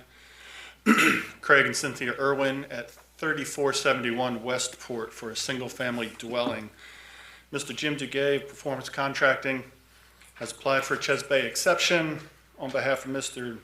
Craig and Ms. Cynthia Irwin for encroachments into the RPA buffer and a 15-foot principal building setback for construction of a new single-family dwelling on property located at 3471 Westport. Outlined here, within the Westport subdivision, Westport is a part of Ford's Colony, which is across Centerville Road here. Just want to make sure the board is aware of that. They follow the Ford's Colony HOA and Architectural Review Board guidelines. Subject parcel here. From the aerial photograph, there is a BMP structure here. You can see it's a wooden timber crib wall, dry BMP design here, house here. Total lot size for this property is 3.84 acres, of which 64% is located within the RPA. RPA shown here. The applicants are proposing to construct a new single-family dwelling of approximately 4,731 square feet of impervious surface that includes driveways, of which just under 1,000 square feet or 963 square feet encroach into the RPA.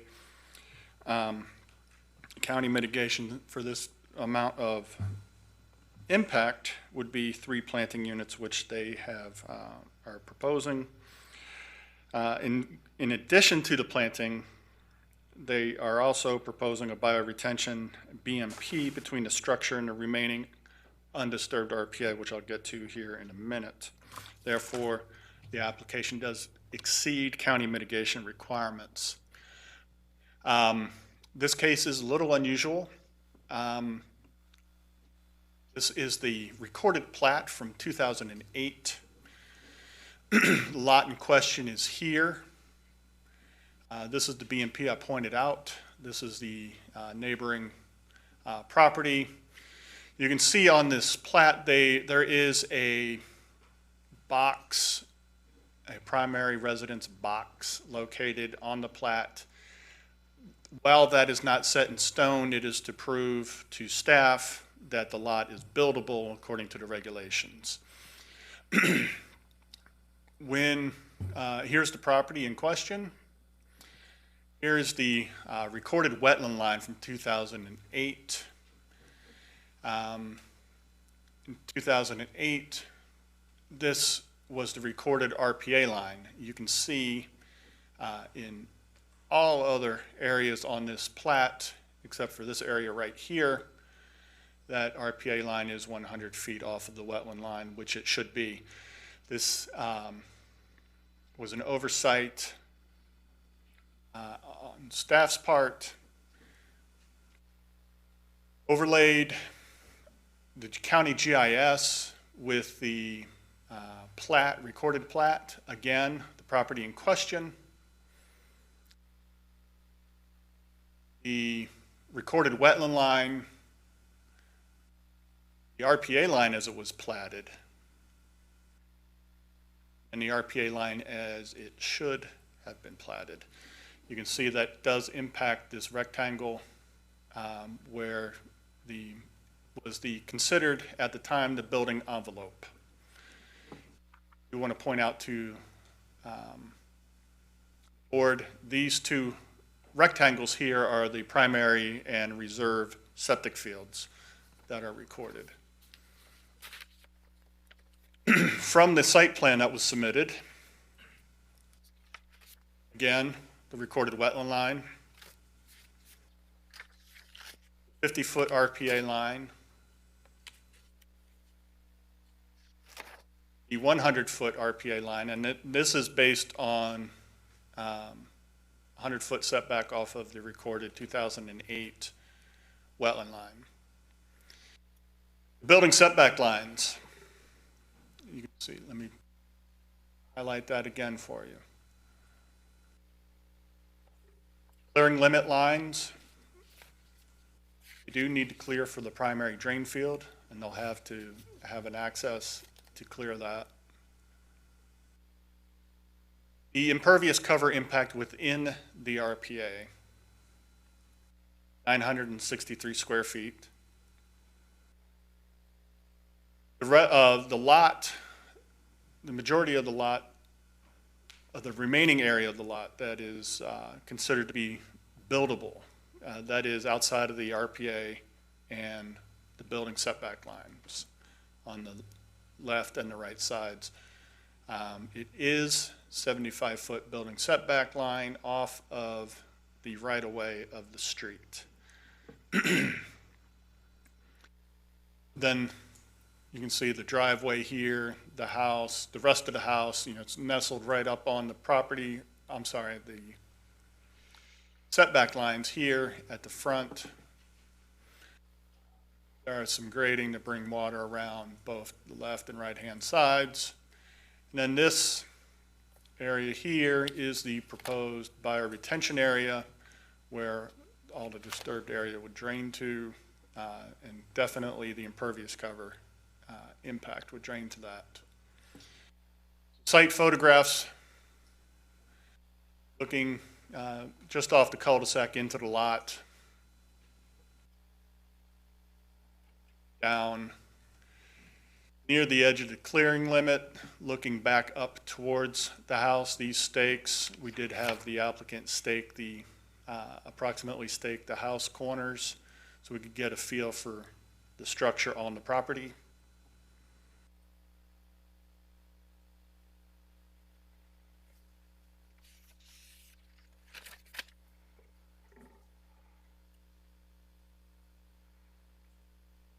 That one,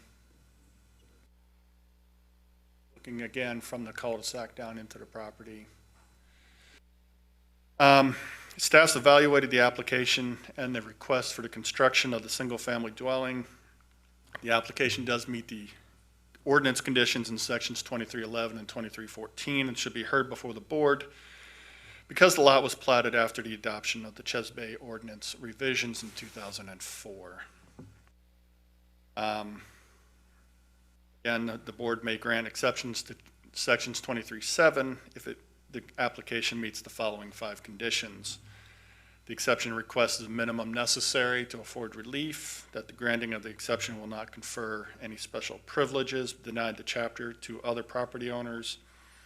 The exception will be in harmony with the purpose and intent of Chapter 23. The exception request is not based on conditions or circumstances that are self-created or imposed, and that reasonable and appropriate conditions are imposed, which will prevent the exception request from causing a degradation of water quality. Staff's view of this application is that it does not meet conditions 1 and 4 as presented, but should the board find that the exception request does meet all 5 conditions above, staff does suggest the following conditions be incorporated, and that the applicant must obtain any other necessary federal, state, local permits. That the bioretention BMP will follow the standards and specifications found in the Virginia Department of Environmental Quality, Stormwater Specification Number 9, bioretention current version. All plantings required for the bioretention BMP shall not count towards the mitigation planting units. Mitigation plan consisting of 3 planting units be submitted and approved prior to the commencement of work. That a surety of $5,000 be paid and in place prior to the commencement of work in a form acceptable to the county's attorney's office. That the exception request become null and void if construction is not begun by January 15, 2021. And that any written request for an extension be submitted to our office no later than 6 weeks prior to that expiration date, which is December 4, 2020.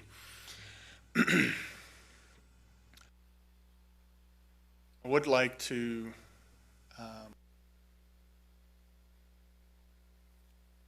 Be happy to answer any questions the board may have regarding this application. I have one. The site that was the site plan that was approved by the county, or the plating that was approved by the county that showed the RPA. When was it found that that wasn't proper? That wasn't right? That was brought to staff's attention approximately 3 to 4 weeks ago. And you found out about it how? The company that Mr. Duguay is using to do the site plan for this client, Land Tech Resources, gave me a call and said, we have a problem. In discussing it with Land Tech and with the director, there is no administrative relief staff could provide Mr. Duguay in this particular case because the plat was 2008. The ordinance is clear that after 2004, any lots platted after 2004, there is no administrative relief.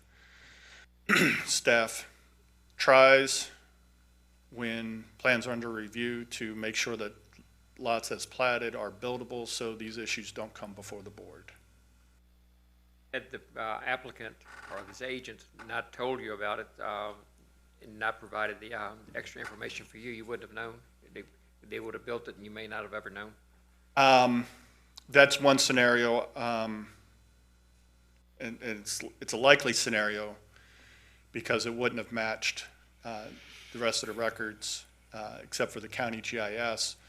It would have undergone a building permits and safeties building permit review process, and I would like to think that we would have caught it at that time, but since the plat was off, it's hard to say for sure whether or not that would have occurred.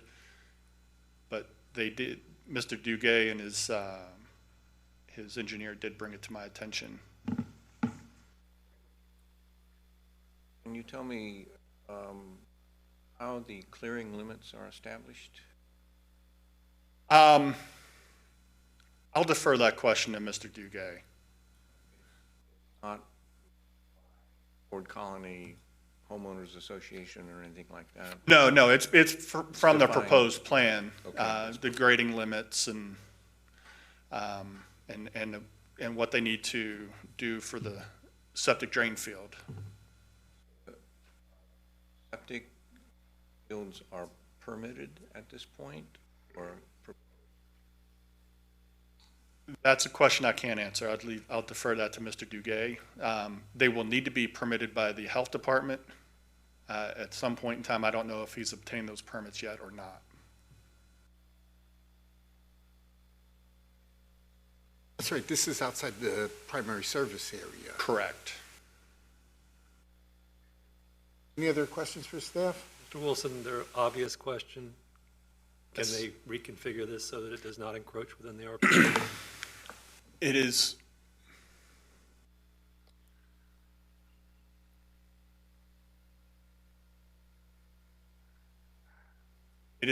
staff's opinion that the house could be reconfigured, the garage potentially moved to the side, the house slid over to the left if you're looking at it from the street, or to the right in this view. Potentially, they could go through a process and they could violate the front setback through Ford's Colony HOA process and a Board of Zoning Appeals process. I did clarify that earlier today with the zoning administrator. Ford's Colony itself is zoned to R4. They have their own setbacks. They can modify those setbacks as necessary. Westport is zoned to A1. In order to violate the front setback, they would have to go through the Ford's Colony HOA, but also the County Board of Zoning Appeals. So yes, in staff's opinion, the house could be reconfigured. I don't know what the minimum size requirements are for Ford's Colony Westport. We have run into that issue in other Ford's Colony sections. This, if it were in its current configuration, it appears, based on, without moving the house physically, it appears it would fit within that gray area you've identified without encroaching into the RPA. In staff's opinion, it could fit here, yes.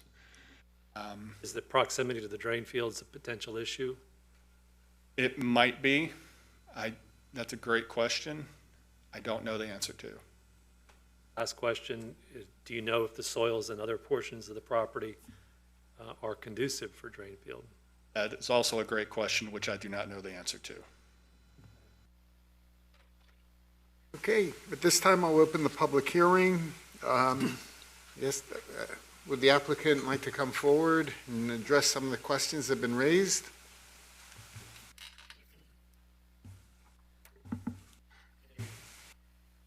My name is Jim Duguay, owner of Performance Contracting. I'm the applicant for Mr. and Mrs. Irwin. To give you a little background on this, to just kind of reiterate what Mike said, customer went in and contracted to buy this lot from Ford's Colony. Looked at the plat that they supplied us from AES, that the agent supplied from AES. They made a decision. We had a 90-day study period. We did all our studies. Then we put the house on the lot that they have chosen. Ford's Colony has a minimum requirement of 2,200 square feet on the first floor of a house of this style rancher. So we are at our minimum, and I saw that exceptional number that I didn't meet, number one, as far as the exception of for relief. The problem we have here is you have a 75-foot front setback, you're on a curve, the ravine of 8 foot is running through the center of the lot, and we have the septic on the other side. So as far as addressing that issue of is this minimum relief, Ford's Colony is not going to approve this house on a 550-foot wide lot on the left side on somebody who built to the left of this lot.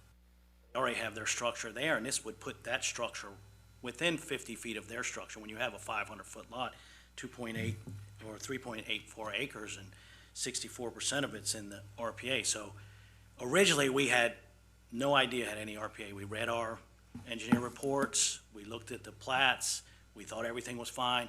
Customer has now purchased and closed on this lot. This came to our attention when we met with Land Tech to set everything up as far as where the house was. We have moved this house around 5 times trying to get Ford's Colony happy, customer happy, and now we're here in front of the board to try to do whatever we have to do, what's right for here. We do have BMPs in that neighborhood that are required for the structures, independent ones that are required, and it is sitting behind this structure. And I'm assuming that's why he gave us a minimal clearing there just to get our drainage correct and to get everything to drain into that BMP for this lot. We do agree and have no issue with mitigation on the lot. I do not have a report back or a permit, rather, from the health department for a septic. I have applied. Probably 30 days ago. We've had tests done, and we have all our documentation here, but we do not have a permit as of today. Customer has been, he has been attentive to all the issues on this property, and Ford's Colony, we took this to Ford's Colony, had a preliminary review, and got their comments, and they're very particular about where these houses sit on these lots, and I know that has nothing to do with your relief and nothing to do with the RPA requirements, but we're just trying to get everything approved from them and come in here and do what we have to do to make it right with you, because we don't want to have, we want to build a structure that's proper. That's why we brought it to your attention or to Mike's attention as soon as we found that there was an issue. RPA line. Any questions? So in your comments regarding what they will and will not approve with respect to the location of the house on the lot, is there a distance that is specified in rule or policy? Well, the setback on this plat, they give you a plat that they have approved a location for the house, and they've approved a location for the septic. You know, I'm sure that you can vary from those, but that's the information we went off of at the time. They give us these designs of the original septic, drain field, and the reserve. So we adhere to the those. design that's on the AES-approved plan, or the location on the AES-approved plan, perhaps then serves two purposes: to show that a structure can be built outside the RPA and the approximate location of the structure? Correct.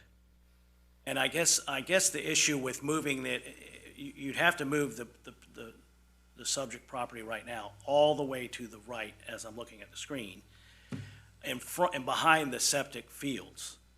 And again, these people buy 4 acres worth of property, so they're not next to their neighbor. As far as the relief that poses not getting an RPA, we didn't have an issue until we discovered it. So it's a little unfair to the homeowner to realize it's going to be this big of a problem this far into the situation. I spoke with Mike about, denial and relief. I've been in front of this board plenty of times to realize a lot of things get passed. We're not trying to do anything but what's right for the customer and what's right for the county and what's right for Forest Colony. So to move a structure to the other side, I don't think is going to, besides it may get it out of the RPA, which we didn't know existed, something that is not accurate in this particular situation. We'll do our mitigation and our BMPs accordingly. Fort Colony, okay with the way it's laid out?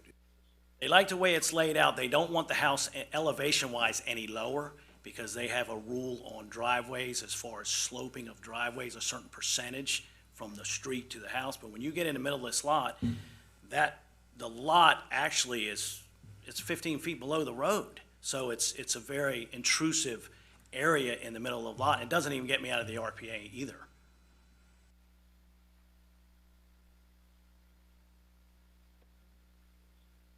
Any other questions for the applicant?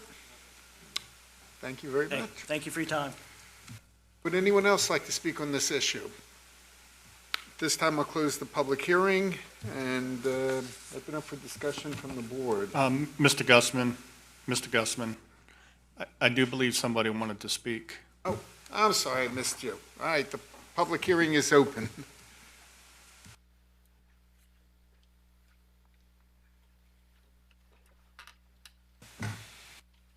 Mr. Chairman, Board, my name is Tom Hitchens, and I live at 350 Thompson Lane in James City County. The property at 3471 Westport shares a property line with my property. The entirety of Westport and this lot drain downhill to my backyard. Okay, as documented, I've got some pictures, but as documented by pictures and by many calls to James City County Environmental, ever since Westport started, I've had problems with silt into Gordon's Creek. That's something I look at every day. It's right there. I'm on Gordon's Creek. We need to mitigate any more silt into Gordon's Creek. Building in the RPA does not help this.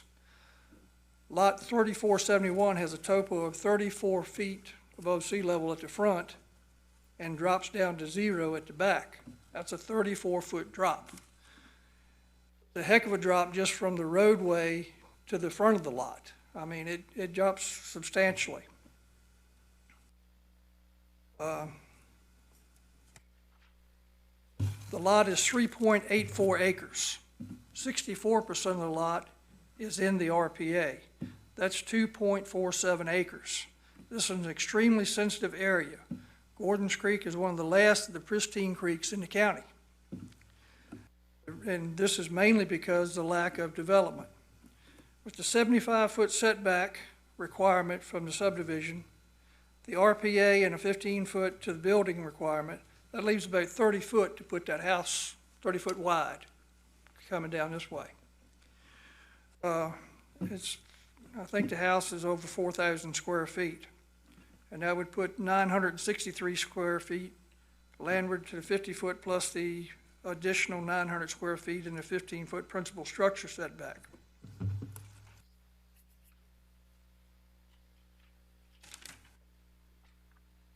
According to the plot that they have here from Westport, in the notes, it says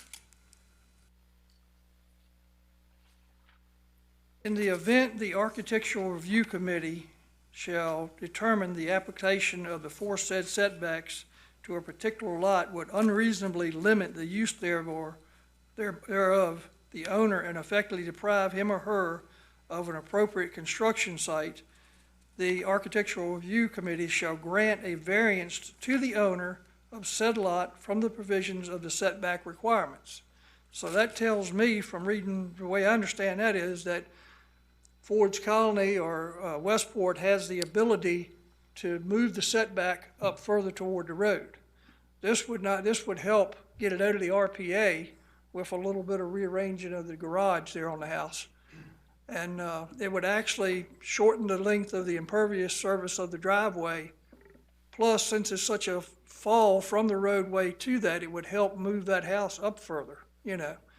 If I can understand the 75-foot setback if it was on a straight line and you had all these houses 70 foot and then you had 75 foot and then you had one at 50 foot, I could understand it. It would stick out. But on the back of this cul-de-sac and on a curve, plus nothing being built beside it, and Mr. Wilder's house being on the lot next door, which is furthest away from the building site, I don't think that would create a visual disparity.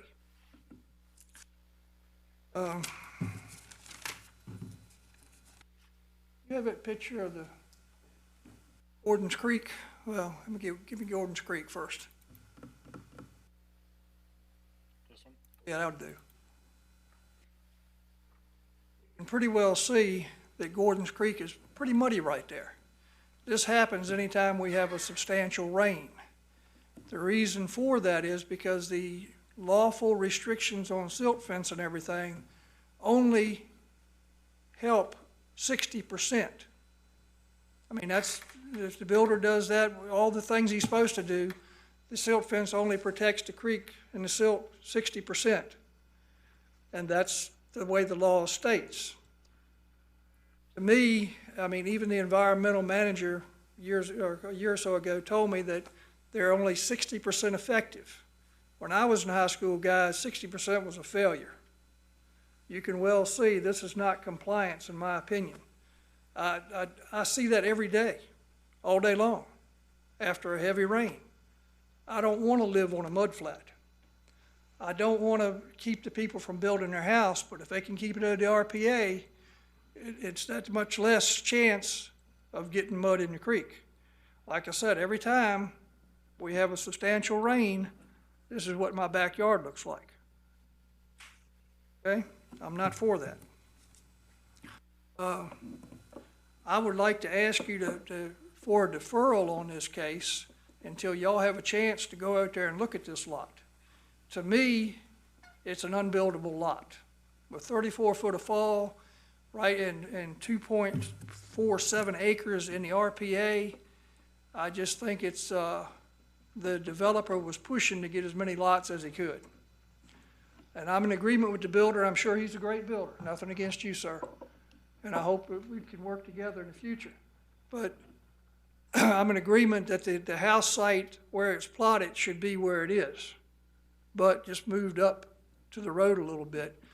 With my knowledge of the area, since I've been here 70 years and was in construction, I'm pretty sure that the front where the septic system is proposed, that's probably the only place that lot's going to perk. So that's where the septic system should be. Plus, that will guarantee Mr. Wilder and his wife, you know, the privacy they would like with their 3-acre lot. Plus, it will keep these people with privacy. And the lot next to this is the BMP, so nobody's ever going to build on that anyway.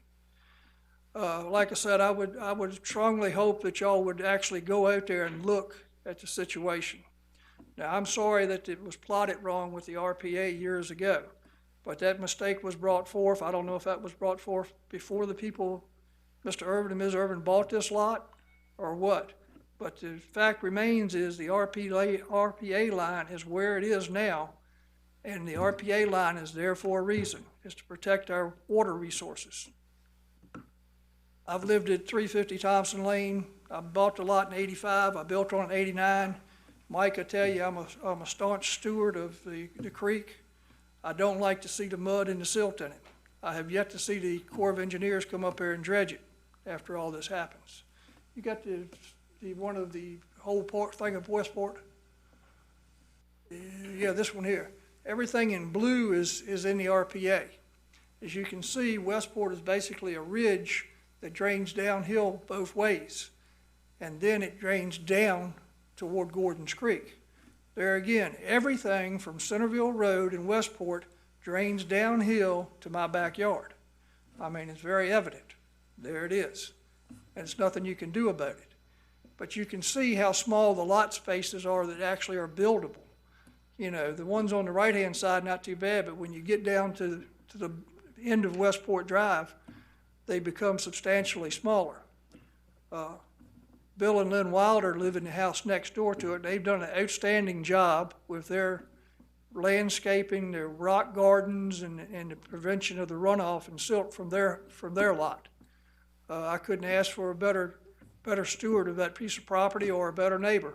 We've had quite a bit of interaction, and they're here tonight. And I know they would like to keep the house on the adjoining lot as far away from them as they can, as plotted on the map. And to respect their privacy and their wishes, I would agree with that. And I think the builder also agrees with that. If we could get the homeowners association, which clearly states in the notes, to give a variance on that setback, I think that would be a good solution for everybody. I just don't like anything getting in the RPA and getting into, Gordon's Creek. That's my biggest concern. And like I say, I'd appreciate it if y'all could come out there and look at it, maybe meet with Bill or myself when y'all are out there, and let us give you our concerns other than what I've stated tonight. Thank you very much. Thank you. Okay, the public hearing is still open. Anybody else?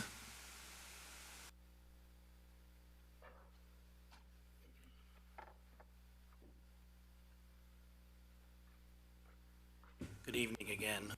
I would just like to make a comment, and I understand the issues of what the gentleman was just speaking of the whole subdivision. We're on a plotted piece of land that this gentleman bought with the information that it was an RPA. So if Mike would like to add some restrictions, I'm very familiar with how to do my own pond on it to handle construction with a berm behind it.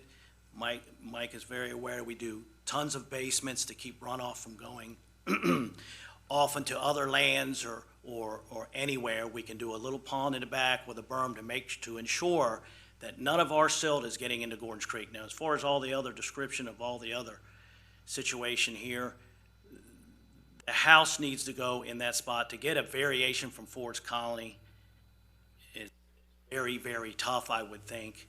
And I would just propose if you wanted any more restrictions as far as controlling the silt, we'd be open to do that and take care of it and make sure there's no silt getting into Gordon. When do you propose to start building?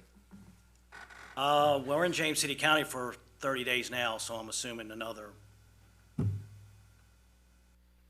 days. Pardon me, the layout, the actual architecture of the house is finalized for the most part. Correct. What's the footprint of the house? How many square feet? 2,200 square feet, which is the minimum in Westport, Forge Colony, HOA standards. 4,000 some would include all the driveway and. Impervious, you're correct. That is correct. Other questions?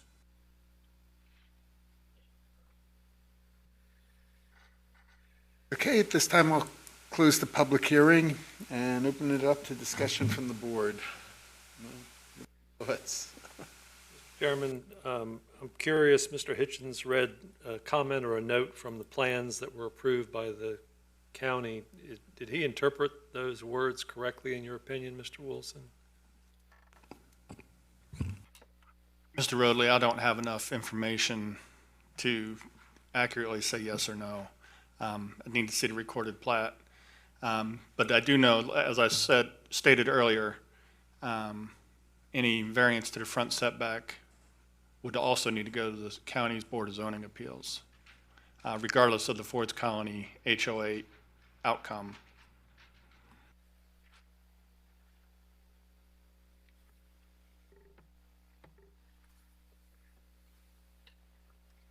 question is there sort of a precedent for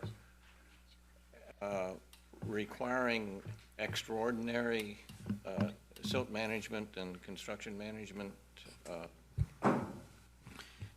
We could add a condition that they use what's considered super silt fence. It's wire and reinforced silt fence. Mr. Duguay was also referring to a small sediment trap design that we've used on some steeper lots, especially up in the Stonehouse area.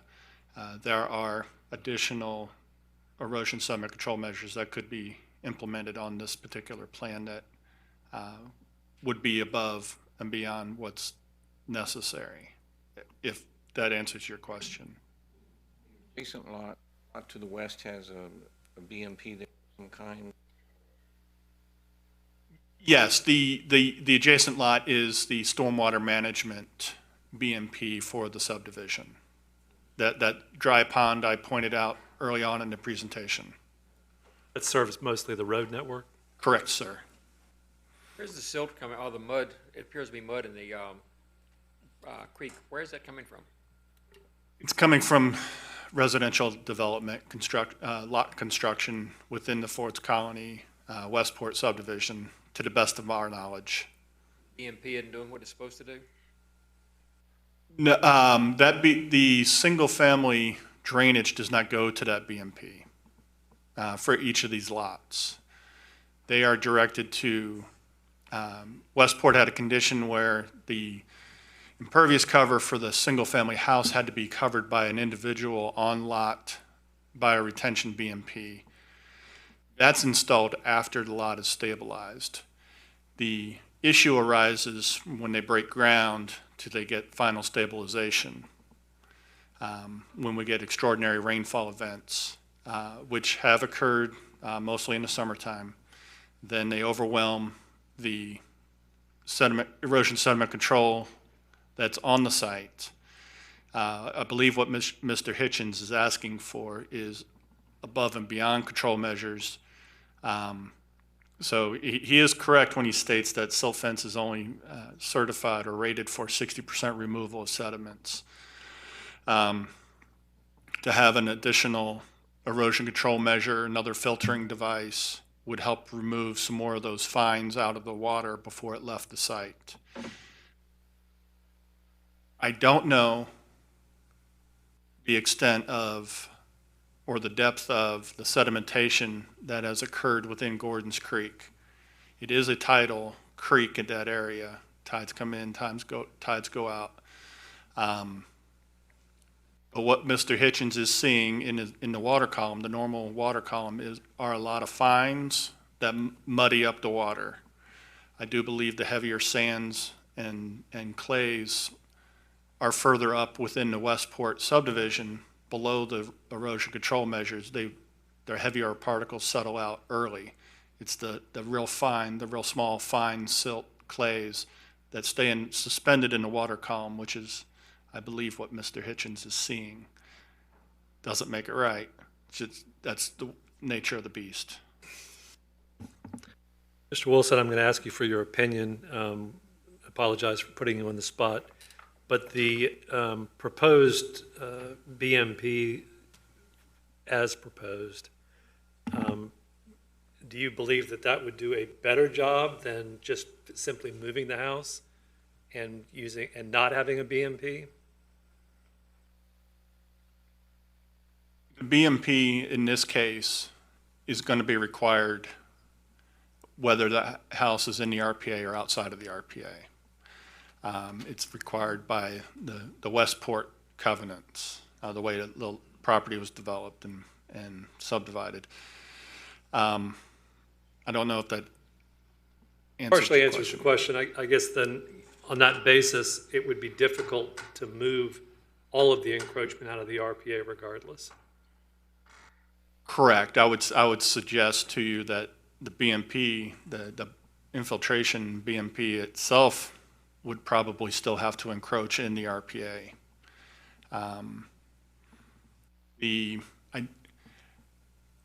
We don't have design calculations yet on that BMP, but it could be oversized if water quality coming from the property is a concern. But again, that BMP won't be installed until the site is almost stabilized, ready for final grading has occurred, the house is up, the driveways are in, topsoil's put down. I assume that would be the location of a sediment trap. That would also, yes, it would also be the location of a sediment trap type facility. Referring to the silt fence and the 60%, and there's one that, there's another type of structure that does better than that. It's a combination of structures. What we've experienced out there is normal silt fence will get overrun in a heavy storm. It'll get overtopped. Weight of the water against it, installation techniques, they can fail. The super silt fence that I mentioned is wire reinforced backed. It's sturdier. The fabric itself is against the wire. It can hold a lot more pressure and stand up to that and actually filter better. I believe the issues Mr. Hitchens has seen is not necessarily the small rain events that are treated adequately. It's the big rain events that overtop and overwhelm the facility. And then we have basically uncontrolled runoff going into Gordon's Creek. As a cost measure, how much more would it cost for the extra fencing? Would you guess twice as much? Or? I really don't have a good number on that. Mr. Duguay may, but I don't. It's something you've seen in the county. Yes, sir. I think I think from a bonding standpoint, we double the cost from what we see for normal silt fencing. Is that the property was platted, the house, as far as covenant, could not be moved forward out of the RPA covenant, right? As far as Ford's Colony is concerned. I can't speak for Ford's Colony. I'm just saying that it would have to go to the Board of Zoning Appeals as well. If that were to be entertained by Mr. Duguay, whether he got Ford's Colony approval, let's say he got Ford's Colony approval to go in front of the front building setback, he'd still have to get county approval through the Board of Zoning Appeals. And my understanding of that process is they have to show a hardship in order for the Board of Zoning Appeals to say yes.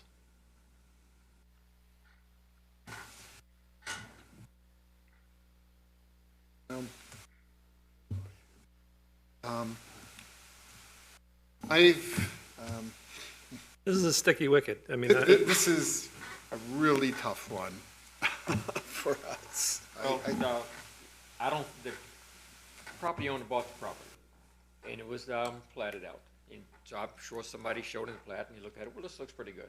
Don't know why no one's built on it before, but this looks pretty good.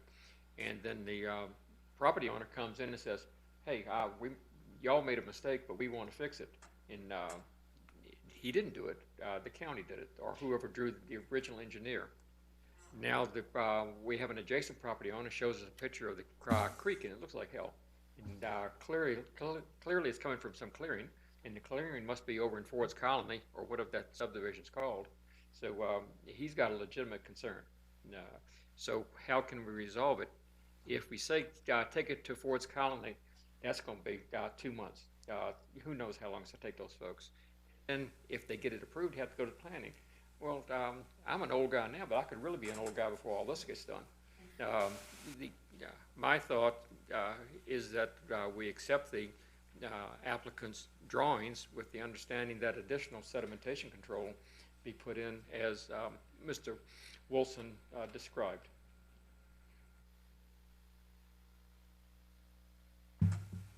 I'm going to expand on your comment only to infer that we cannot totally remove encroachment into the RPA buffer by moving, even if we went through that process, it doesn't appear that we would completely eliminate encroachment into the RPA buffer, and the BMP would still be required. So I'm questioning how much we would gain by subjecting them to that process. My thoughts.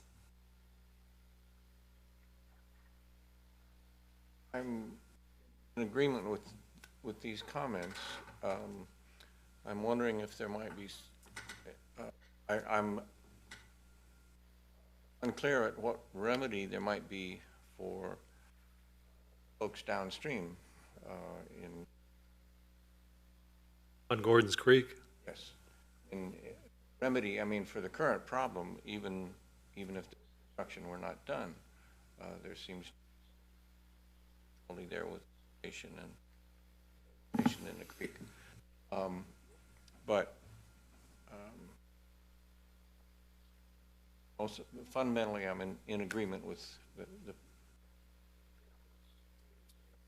Is the mud, the stream being muddied or soil going into it responsible because of this lot or lots upstream that have caused this problem now? Is it this lot or the other lots in Westport? I think the county made it clear that this lot hadn't done anything, it's just sitting there. Hadn't really done anything to it. So it's the other So lots. we're talking about a potential problem. Well, I'm talking about the current problem, basically. I mean, I think Mr. Hitchens has, But what I'm has saying some concerns. is that current problem associated with this lot? I doubt it will be improved by the understand that. construction here, but I think it's.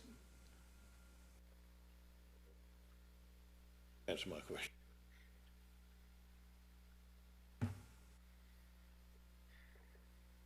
I've been up here, I don't know how many times I've said, why should we, defer to Ford's Colony or whatever homeowners association? Go back and get an answer from them, apply to them.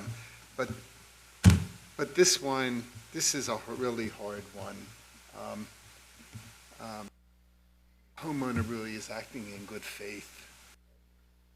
I've many times said, go back and reposition it and seek the relief elsewhere, but there is really a fairness issue and a huge cost here. I think I'm inclined, I like, John's suggestion, if we can modify this, have some added protection so there's no impact, additional impacts from this, I guess I would go along with, with it. Rodley's good for making recommendations as far as what should be, how to word it. What do we need, Mr. Rodley? Well, Mr. Chairman, I make a motion that we grant the resolution for the exception for the Chesapeake Bay Board case CBPA-190159 with the stipulation that additional super silt fence be added to the erosion and sediment control plan, and that the maintenance schedule for maintaining the sediment basin be clearly stated in our permit and adhered to.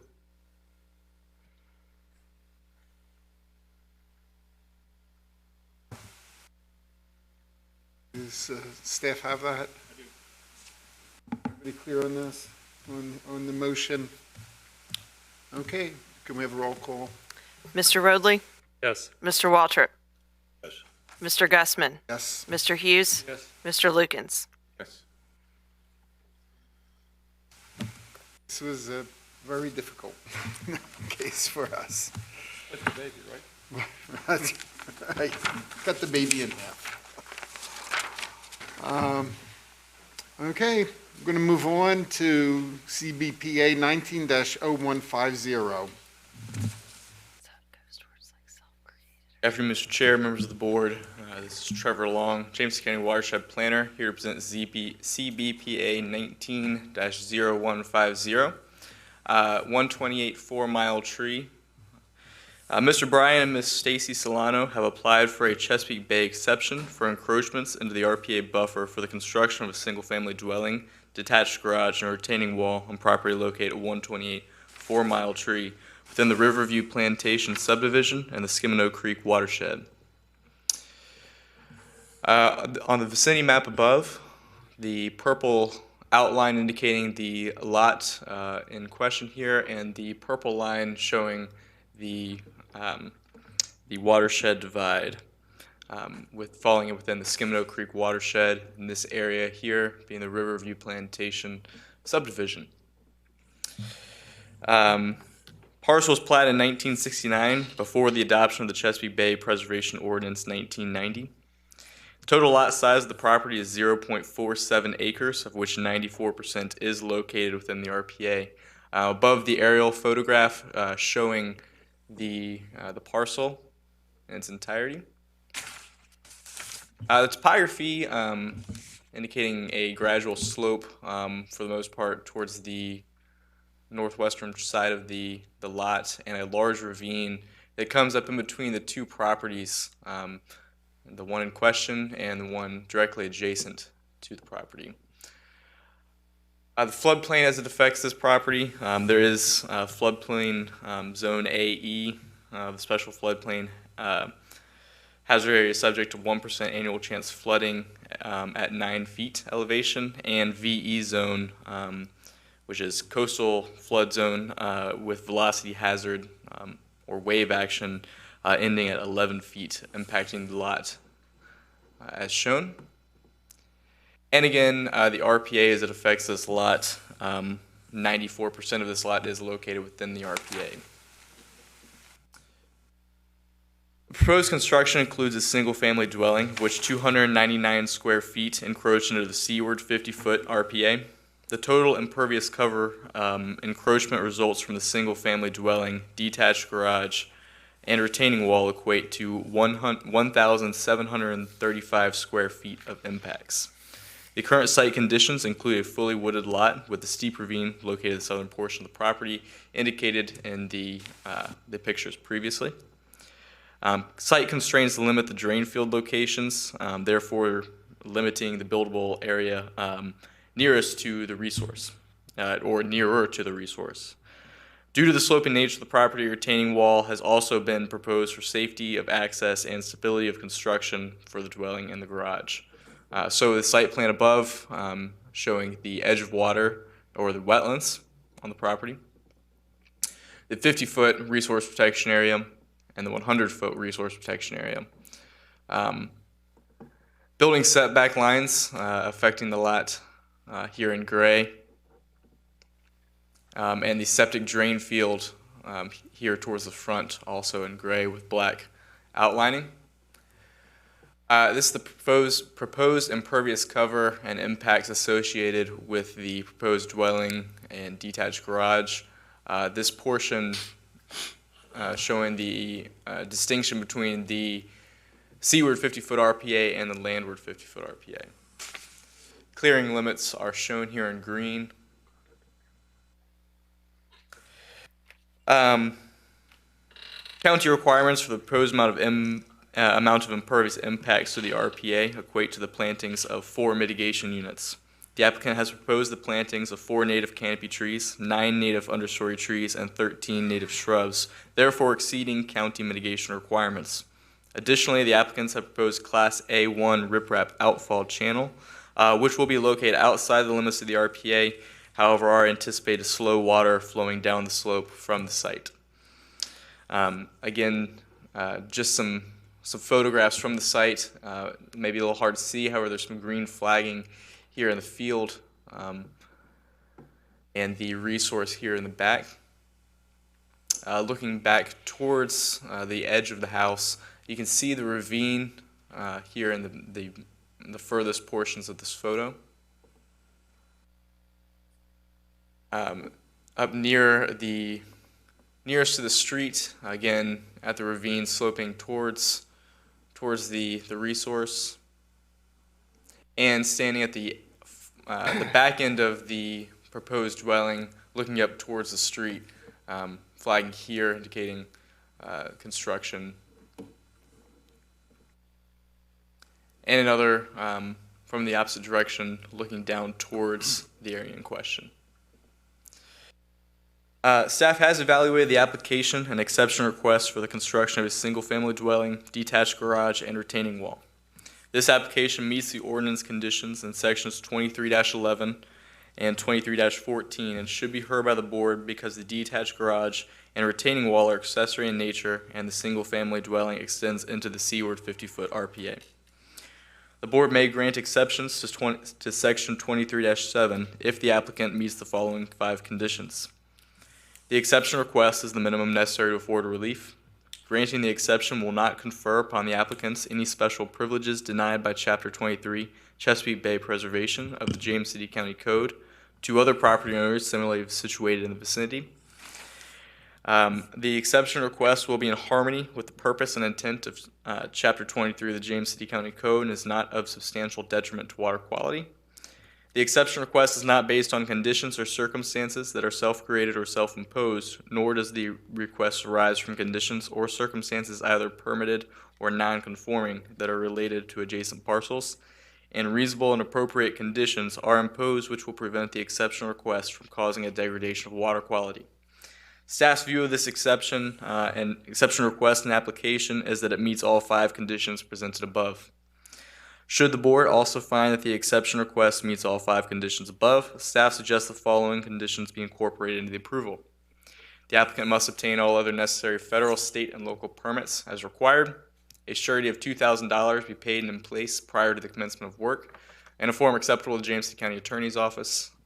A site plan submitted for the building permit must clearly show the special flood hazard areas on the lot. That this exception request become null and void if construction has not begun by January 15th, 2021, with written request for an extension submitted to the Stormwater and Resource Protection Division no later than December 4th, 2020, which is 6 weeks prior to the expiration date of this permit. Thank you very much. I'd be happy to answer any questions that you have at this time. Questions for the staff? Okay. At this time, I'll open the public hearing. Would the applicant like to come forward and address the board?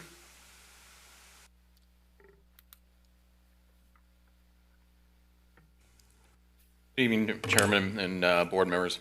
My name is Brian Solano. I'm here to request potentially building at 128 4 Mile Tree. It's a very beautiful piece of land and on the York River, but it's a very difficult and unique location.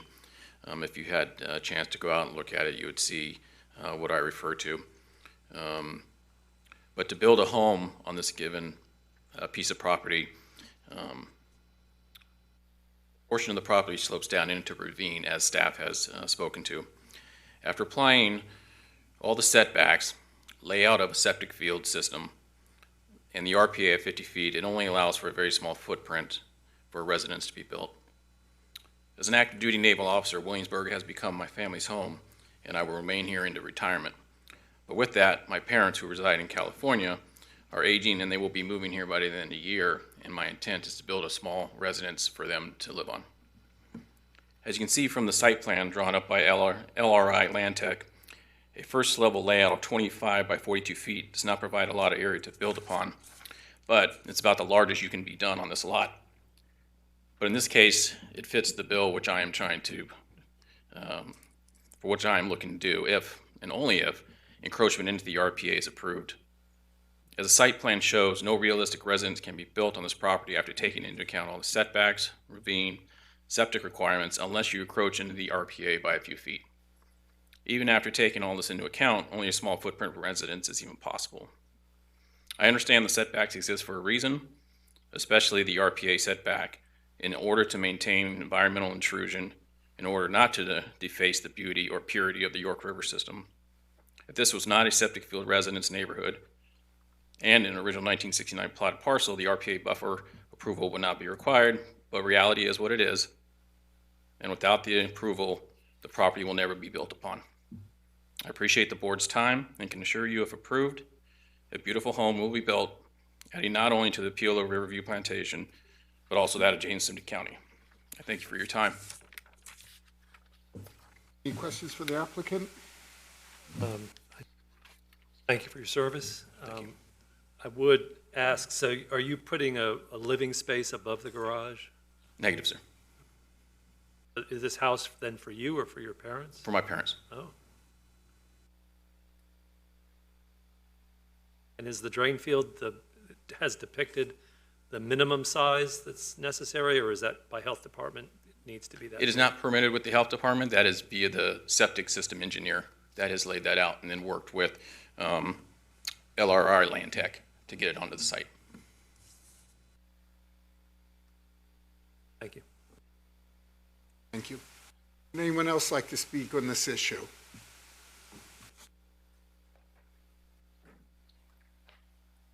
Good evening, Mr. Chairman and board members. I'm Gene Griffin, and I've lived in Windsor Forest for 40 years, and I'm here on behalf of our daughter and son-in-law who own lot 14 adjacent to the subject property, to voice their concerns and objections for approval of construction on this lot. Immediately surrounding the proposed building site is an active wildlife habitat, home to bald eagle, great blue heron, osprey, raccoons, muskrats, fiddler crabs, and so forth, white-tailed deer. The bald eagle frequently uses a tree on the property of Lot 13 as a perch and nesting spot. The bald eagle also uses the riverfront directly for a hunting ground. Construction and removal of trees would likely disrupt this extensive ecosystem. Nearly half of the property is defined by a ravine that drains directly to the York River. Any construction residue or sewage spillover would likely leach directly into the York River. The beach area at the bottom of the ravine contains an active oyster bed. The site plan provided by the LRI Land Tech does not appear to address how the ravine factors into the construction plan, particularly how drainage from the main property would be directed from the York River. A line of mature magnolia trees borders the property, providing visual separation between 128 and 129 4-mile tree. The majority of the trees appear to be on the side of the established property at 129 4-mile tree. However, the roots for these trees appear to conflict with the sewage drain field depicted in the plan for the 128 4-mile tree. Site plan does not address the placement or treatment of the trees.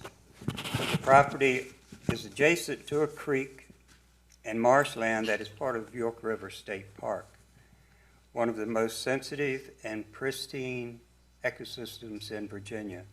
York River State Park is designated as a National Estuarine Research Reserve, one of only 29 in the reserves in the United States. Any new construction adjacent to the park has the potential to impact this sensitive ecosystem. Thank you. Consideration should be made as to whether this lot is viable for any form of construction. The lot was established in 1960s prior to the enactment of enhanced environmental regulations related to the Chesapeake Bay. The small lot size, location, and significant portion of the property dedicated to a ravine that drains directly to the York River in Chesapeake Bay would likely not qualify as buildable property if evaluated using today's standards, including the Clear Water Act. It is our hope that the board consider these factors in making your decision, and consider these factors, and consider refusing or not approving this request. Thank you. Any questions? Speaker? Thank you. Thank you. Thank you.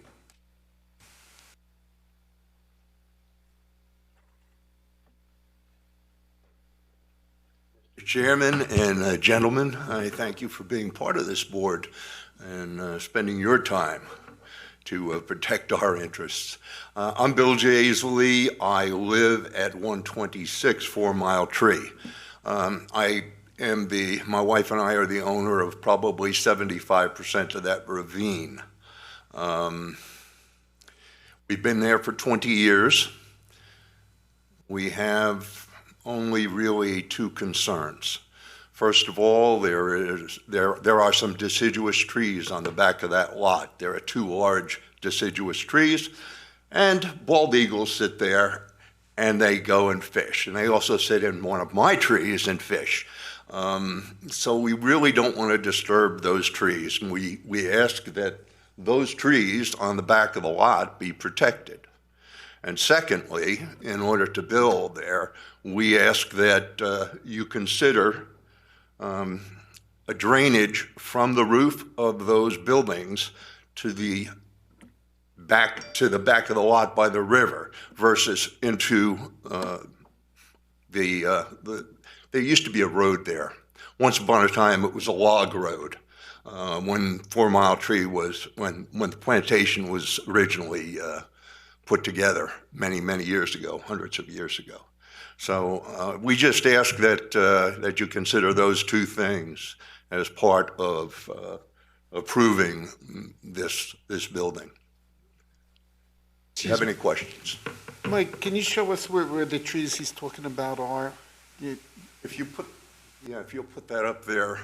I don't know if you have a picture of the back. I have a picture of the trees. And I have a picture of the eagle in the trees. I could provide that to you. Oh, perfect. If you would. This tree? There's one large tree there. That is probably the one that the eagle is in. There are two deciduous and two maybe 70-foot pine trees. And that's sort of the habitat, and we ask that the root system for those trees be protected. I know that when the family moves in, they're going to love to see the eagles in those trees. So I ask that they not build and disturb those trees. And also I ask that the drainage from the roof of the buildings be directed toward the York River as to not create any additional environmental impact on that ravine. Thank you. Do you have questions? Questions for the speaker? No, I do not. Thank you. I appreciate it. Thank you, gentlemen.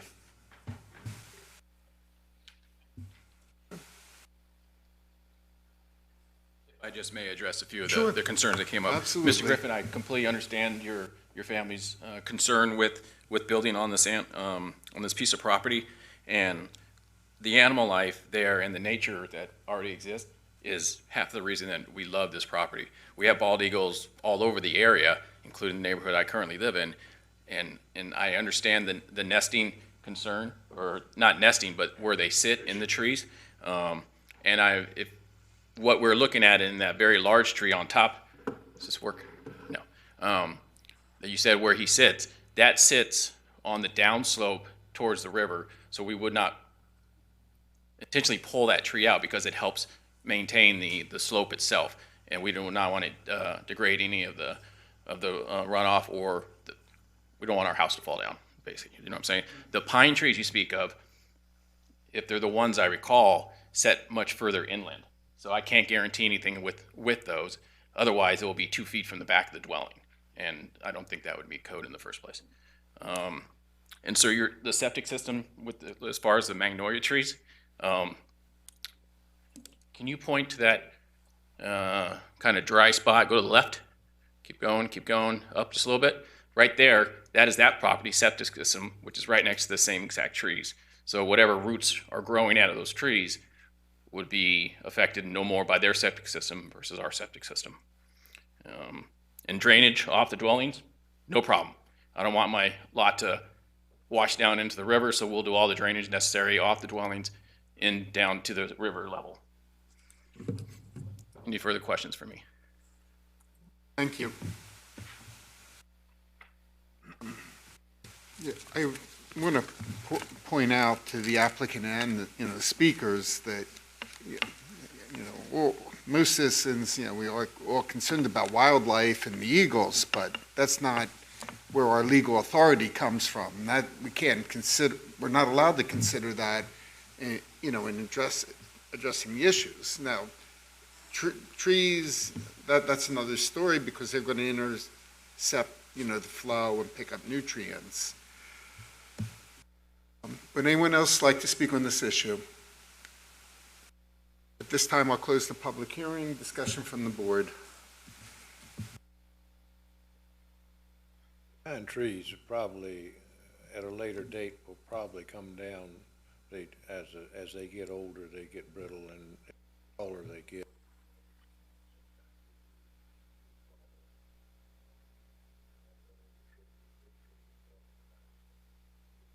Trying to salvage that, and the bald eagles, I have them at my place. Everybody, like the applicant, is willing to do whatever it takes to credibility, drainage, and environment, meet the requirements of their neighbors.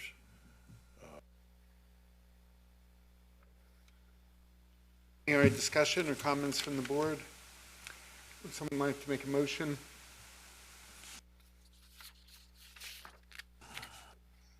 This is my turn. I'll make a motion to grant the approval for CA 190150 with the conditions that the lower trees be maintained if at all possible, and that the runoff from the house, as far as possible, be diverted from the culvert, ravine, or whatever that's called on the site. But you understand that, Mr. Wilson? Okay. So we have a motion to adopt the resolution to grant the exception. Can we have a roll call? Mr. Roadley? Yes. Mr. Waltrip? Yes. Mr. Gussman? Yes. Mr. Hughes? Yes. Mr. Lukens? Yes. A motion carries, exceptions granted. Our next case is CBPA 19-0148 for 1552 Harbor Road. Good afternoon, Mr. Chair, members of the board. Trevor Long, Watershed Planner, here to present CBPA 19-0148. Mr. Ron Mason of Davis Mason Builders Incorporated has applied for a Chesapeake Bay exception on behalf of Mr. Thomas and Ms. Jennifer Eccles for encroachments into the RPA buffer for the construction of a retaining wall on property located at 1552 Harbor Road within the Governor's Land subdivision and the James River watershed. Again, the above vicinity map indicating showing the property in question here in blue, and the James River watershed. It's almost on the line of the Gordon Creek. However, this portion does drain into the James River watershed. This parcel was platted in 1994 after the adoption of the Chesapeake Bay Preservation Ordinance in 1990. Total lot size of this property is 0.41 acres, of which 73% is located within the RPA. This breakwater system was installed, the original RPA of this lot right here. When the breakwaters were constructed, the RPA followed the line of the shore, or the shoreline, and now increases into this housing structure. The resource, yeah, and as shown above. This area is also within the floodplain. This corner of the house is impacted by both, is impacted by the zone VE floodplain, which is coastal flood zone with velocity hazard of wave action, with a base elevation determined to be at elevation 11, which we will come back to. Total impacts associated with construction of the retaining wall equate to a maximum of 80 feet of impervious surface within the RPA. Previously, a fire partially destroyed the interior of the existing structure on the house, which has led to the rebuilding of portions of this house. In doing so, a threshold of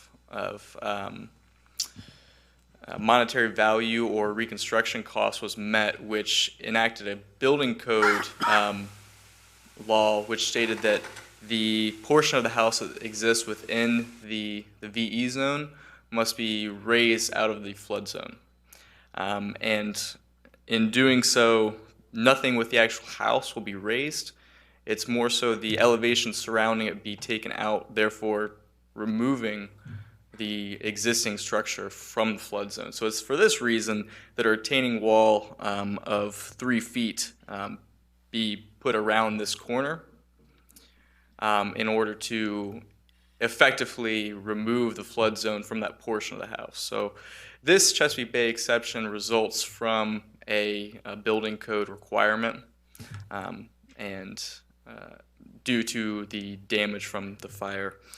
In order to mitigate for this amount of impervious impacts, county mitigation requirements would equate to the plantings of 3 shrubs.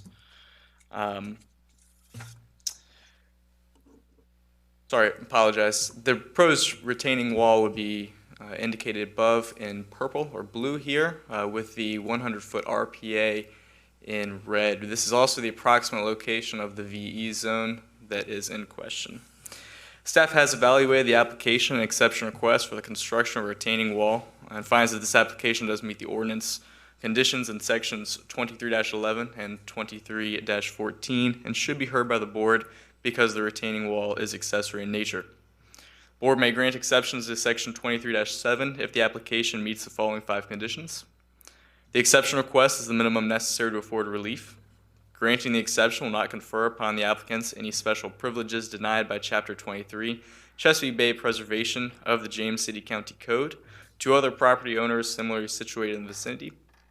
The exception request will be in harmony with the purpose and intent of Chapter 23 of the James City County Code and is not of substantial detriment to water quality. The exception request is not based on conditions or circumstances that are self-created or self-imposed, nor does the request arise from conditions or circumstances either permitted or non-conforming that are related to adjacent parcels. And the reasonable and appropriate conditions are imposed which will prevent the exception request from causing a degradation of water quality. Staff's view of this application is that it meets all 5 conditions presented above. Should the board also find that the exception request meet all 5 conditions above, staff suggests the following conditions be incorporated into the approval. I apologize. Some site photographs from the parcel. The retaining wall is marked out here in pink. So it wraps around this corner of the house, and then fill would be added in to raise the grade adjacent to the area within the floodplain. And it also would come into this portion of the side house. The conditions of which this permit would require would be that the applicant must obtain all other necessary federal, state, and local permits as required for this project. All development activities located in the special flood hazard area shall comply with Article 6, Division 3, floodplain area regulations of the James City County zoning ordinance and receive all required approvals and permits prior to the commencement of such activities. A mitigation plan consisting of 3 shrubs be submitted and approved prior to commencement of work with a surety of $250 be paid and in place prior to the commencement of this work in a form acceptable to the James City County Attorney's Office, and that this exception request become null and void if construction has not begun by January 15th, 2021, with written requests for an extension submitted no later than December 4th, 2020, 6 weeks prior to the exception date. Thank you very much. I'd be happy to answer any questions that you may have at this time. How are they accessing this area? I believe from the side of the house, but I will defer to the applicant. Thank you. At this time, I'd like to open the public hearing. Would the applicant like to address the board? Did you catch the question about accessing? Good evening. I'm Ron Mason with Davis Mason Builders. We would be accessing from the side yards, and if we do any to it, we will put it back in appropriate manner. I believe when I was out there to mark the property, there already had been some sod put down there, I guess by an adjacent owner at some point, just to help stabilize things. But the house has stopped construction. They had a fire in the home, and we went in and tore out the damage, which it ended up being everything tore out to the studs. And when we went to go get a permit to rebuild, it put the value of the home more than 50%, which put it into a substantial repairs. And because the house was in the V zone on that corner, we couldn't get a permit. FEMA would require us to raise the house and put it on piers and everything, even though that portion of the house used to be a screen porch, so it's backfilled anyway, that structure completely, but that doesn't matter. So what we were looking at a lot of different variables of what we could do, and we came up with the idea if we can do a retaining wall around there and basically a raised planting area to get that extra 2 feet on that corner. I asked the question both to some structural engineers that have done this through the structures group as well as our surveyors. Could we possibly get it resurveyed and then a letter sent to FEMA to take that out of the VE zone? And there are methods to do that, and so that would be done properly. It would be done with from a structural engineering standpoint of how to build that so it withstand the VE wave zone. That's how we got to this point, and appreciate your consideration. You have any questions? Any questions? Thank you. I got one question. Oh, yeah. Oh, excuse me. It's a flood wall or it'll be a waves? Oh. If it's basically for. It's to, well, first off, the reason for the wall is to raise the corner of that house, that section. It's 10 foot on one section of the wall facing the river and 4 foot back towards the street. When you put a diagonal across there, that portion of the house is what's in the VE zone where a possible wave action could hit the house. So you're talking about wave action? Yes, sir. So the wall coming out about 4 foot from the house will be built to withstand those waves. Water could still come around the sides of it. Correct. You're not barricading the whole thing. You're just keeping the waves from hitting the house. Hitting that corner of the home that's in the VE zone. And the zone, that area was redistributed from FEMA in 2015. Until then, the house wasn't even considered to be a problem. So a lot of work being done out there right now, so you might as well get. Sir. Did I understand you have to get a letter of map revision for this? That's exactly the words, yes, sir. So we still have a little ways to go even after this approval. Any other questions for the applicant? Thank you. Thank you. Would anyone else like to speak on this issue?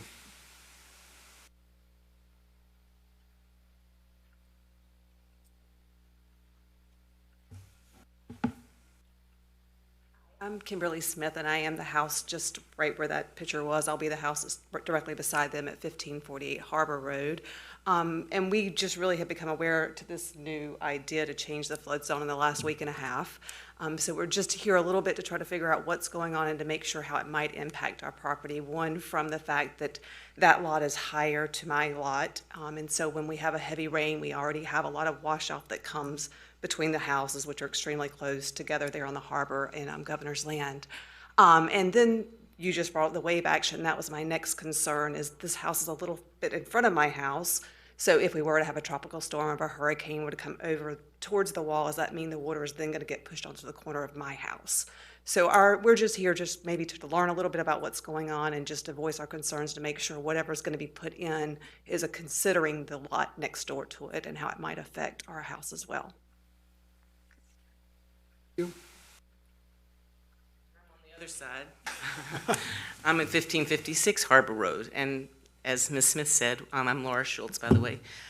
We both just heard about a week and a half ago. Oddly enough, her letter never came to her, and my letter went to Connecticut.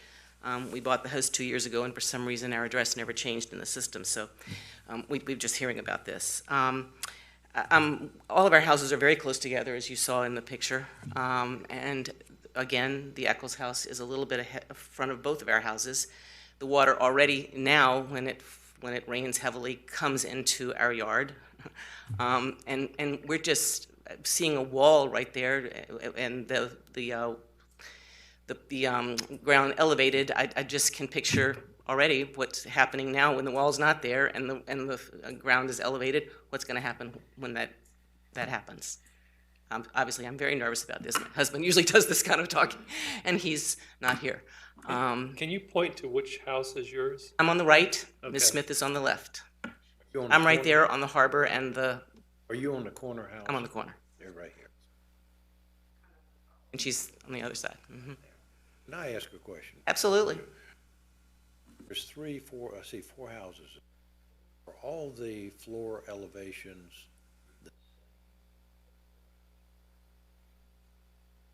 I would have to say they're all a little bit different. Is that, no?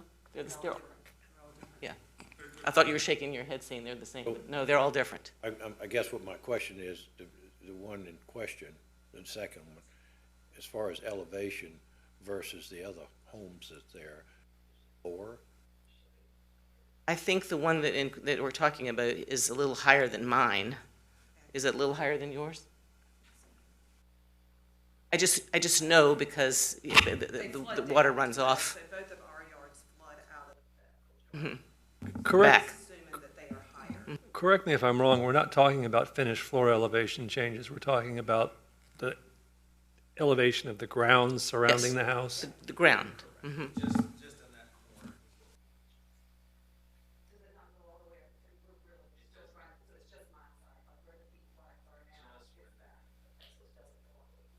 So right now there's shrubbery, for instance, all along the back there. I'm assuming that's going to all come up.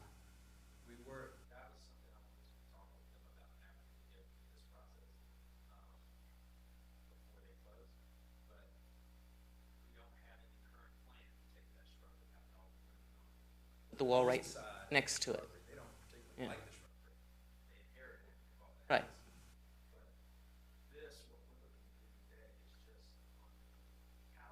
Yeah, before you go on, since we're in a public hearing, I you got to right. come up and answer it and speak into the microphone so it goes on the record. This is one of those things in my, I think, again, it's a public hearing, I get, but we're all very close together and we all know each other well, professionally even. And we were a little shocked that this happened and they were having to do this here in a public hearing. So that said, have at it. Did well. Yes, you did very well. The shrubbery is not something that the Eccles particularly care for, that long line of shrubs. But that's not what we're talking about today. I would, before this goes to a closed session, was going to ask your opinion on this shrubbery. If they wanted that to go away at some time in the future, can mitigation be done? Because it's in the RPA. And can there be some remediation to allow those shrubs to go away, put something else in and be be doable. But to answer the question, the retaining wall is going to be between the existing shrubs and the house.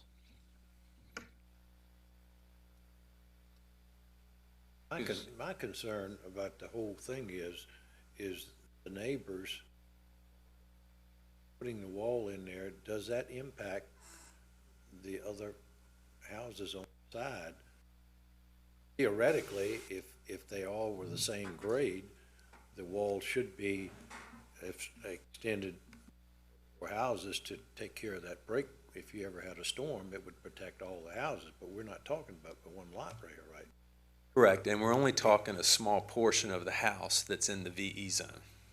So it has nothing to do with the grade level across all the homes that puts it in the VE zone. It just so happens that the proximity of the water to the corner of that portion of the house happens to be in the wave zone and has set this off.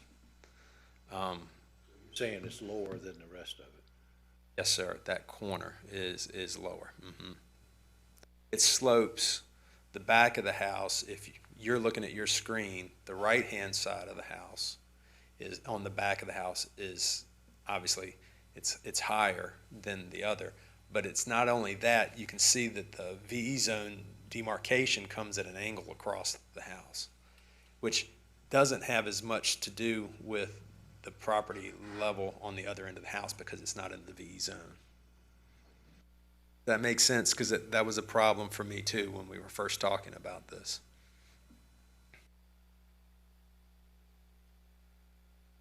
What is the likelihood of a wave event on here? Yeah. No idea. They tell me. Doesn't matter. FEMA has shut down James City County on these issues, and we have no choice but to address it in one way or the other. I ask it not so much from a FEMA standpoint. I mean, you're 100 feet back from the mean low water or thereabouts. The concern that was expressed about what happens when a wave hits a wall like that is it runs along the wall. And that's why we don't like bulkheads anymore, because they tend to run along the wall and create problems on adjoining properties. So that might be able to address with a physical structure, a rock structure at the toe of the retaining wall, or potentially through sturdy vegetation. Because the likelihood, I think, is fairly low that you get wave energy up there, but it is on a coastal property, so it might. So explain that a little bit, what that would look like. Just imagine, excuse me, just imagine a rock structure, riprap, what have you, at the toe of that retaining wall. What that tends to do is disrupt or absorb the wave energy instead of causing it to refract. I got you.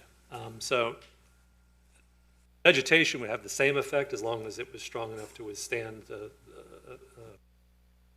unlikely event of a wave event hitting there.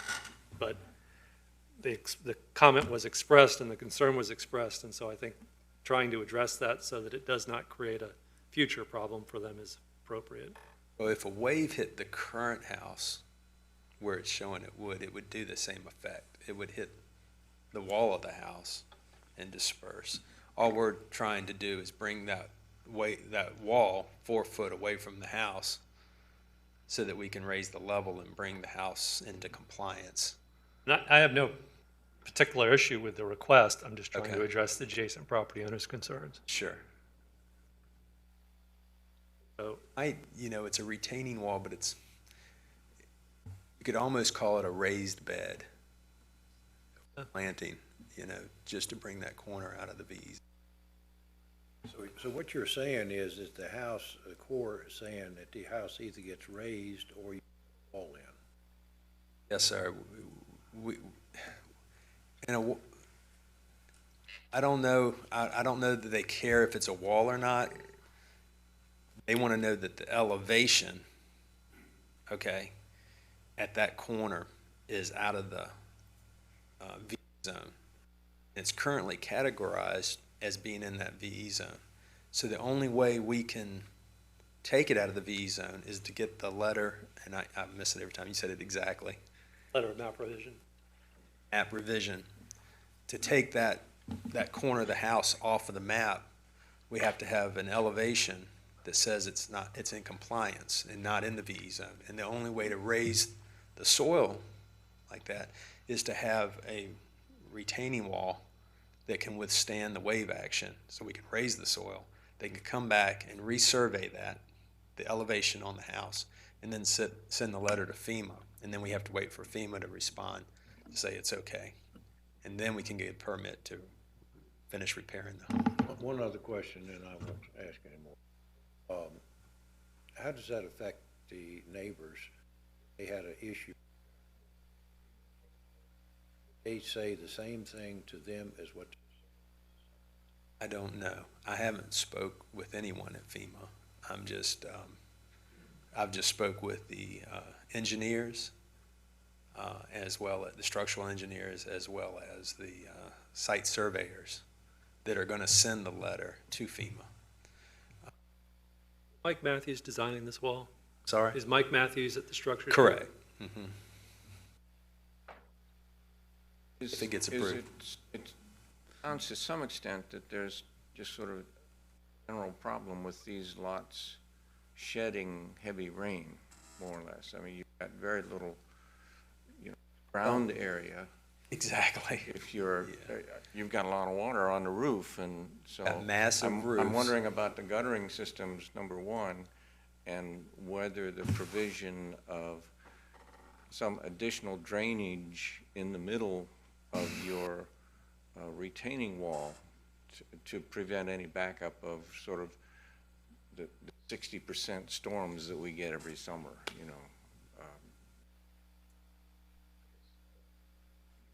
You think that addresses any particular concern?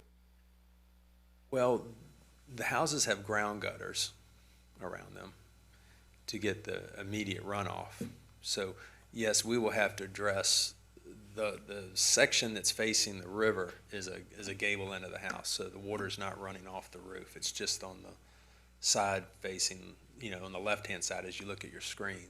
So that retaining wall will have to address that water coming through there. But it filters through and comes out near the bottom. But The other houses won't have to do it unless they catch fire and Well- need to get a building permit. And in looking at the topography, if this is the existing topography on the site, Mike, yeah. If a wave hits that wall, you've got other problems to worry about other than the wave being deflected onto your property. I understand your concern, but in looking at the topo,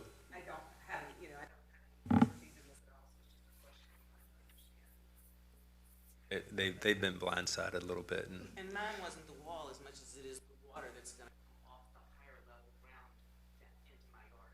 It's already getting water off the yard. that you can probably address through whatever you're going to put behind the wall in terms of drainage that might allow it to filter through the wall instead of cascading onto the neighbor's property. That's correct. There won't be any more water coming off the roof and going anywhere additional than it already does currently. We're not going to be building another roof line to shed unfiltered water towards either home. And it's only impacting her corner of the house, her side of this house is going to see the wall, Except but that yours. It used to be absorbed by the vegetation, and now it's going to come up against the wall. So I'm just suggesting that if you backfill for a portion of that with an appropriately sized gravel, it might create a French drain scenario so that Exactly. water infiltrates. Mm-hmm.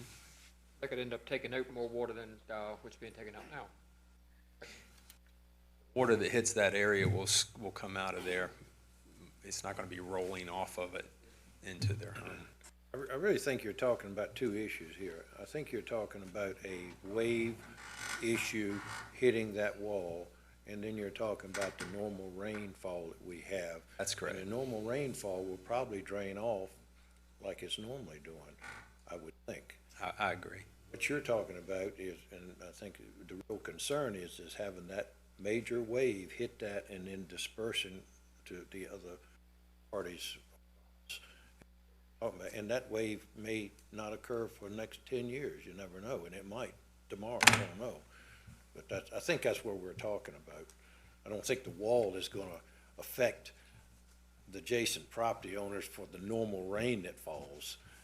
I don't believe so either. Have a big wave that hits it, maybe. I agree. All right. We through with the questions? I just had that question about. Thank you. What? I did have that question about the hedgerow that goes all the way around. Is that something that is, I don't know if I should just address that with. Mr. Mason, we can address that administratively through through another exception request for vegetation management. Thank you. All right. Okay, public hearing's still open. Come on back up. My name's Tom Numbers. If you look at your diagram, I'm the house that's under construction at that point. I'm the one who was told by Tom Coghill and Mike that I was the first one building in James City County in the VE zone since a new regulation was applied. So I can probably tell you about those regulations more than you want to hear, and I don't want to delay anybody else here in their time. And you'll notice that my house is not in the VE zone because I had to go back to Governor's Land to ask to go into the forward roadside setback to get out of any regulated zones. My house was similar to this construction. I had about 100 square feet in the VE zone, and I was told my new construction had to be to the same standards as the Outer Banks. Blowout walls, everything, including the roadside garage area, and that's where I said, we've got to work through this. Working with Tom Coghill and the Structures Group and Mike, we were able to come to resolution. So relative to your questions about elevation, I don't know for certain, but I know different elevations do exist on the first floor. That was, Mr. Waltrip, one of your questions. I'm at 12 and a half, and I was going to have to build to those standards, and that's where I said we're beyond exercising common sense. I personally dealt with FEMA as a former regulator, so I was able to talk and work with them. While it took me 15 months to get all my approvals, I did get FEMA to agree. I'm not here in opposition to this. I'm only offering information that, yes, in addition to what you are about to approve or disapprove, FEMA has to come in here and do what's called, the acronym is a LOMA letter. And they have to redesign. So if the ground is elevated, FEMA will have to come in and say, that's no longer in the floodplain, which then achieves the ability to build his house and not raise the house that currently exists. So that's a second step. And Tom Coghill, I've confirmed, will not issue a building permit until he has your approval and FEMA's approval. And yes, the FEMA approval, the biggest thing is not only RPA, which is 100 feet, but then 10 to 15 feet for this VE zone. And the VE zone is associated with the surge. So those are the regulatory issues confronting this. The concern from the neighbors, I'll disagree a little bit with what the statement has been made. It's not just the storm surge, it's normal runoff. What they're experiencing, and paraphrasing to you, is current runoff. So if there are ways, and Mike, I'm sure, can identify some ways, and I'm sure the builder can do this. Again, this house has been sitting idle for a period of time. We all want to see this house come together and the Eccles be able to move in. I'm sure there are some stormwater management issues that could be done, possibly BMPs, to ensure such things as stormwater flow post-construction does not exceed pre-construction conditions. That would be one thing that I think both owners are requesting here.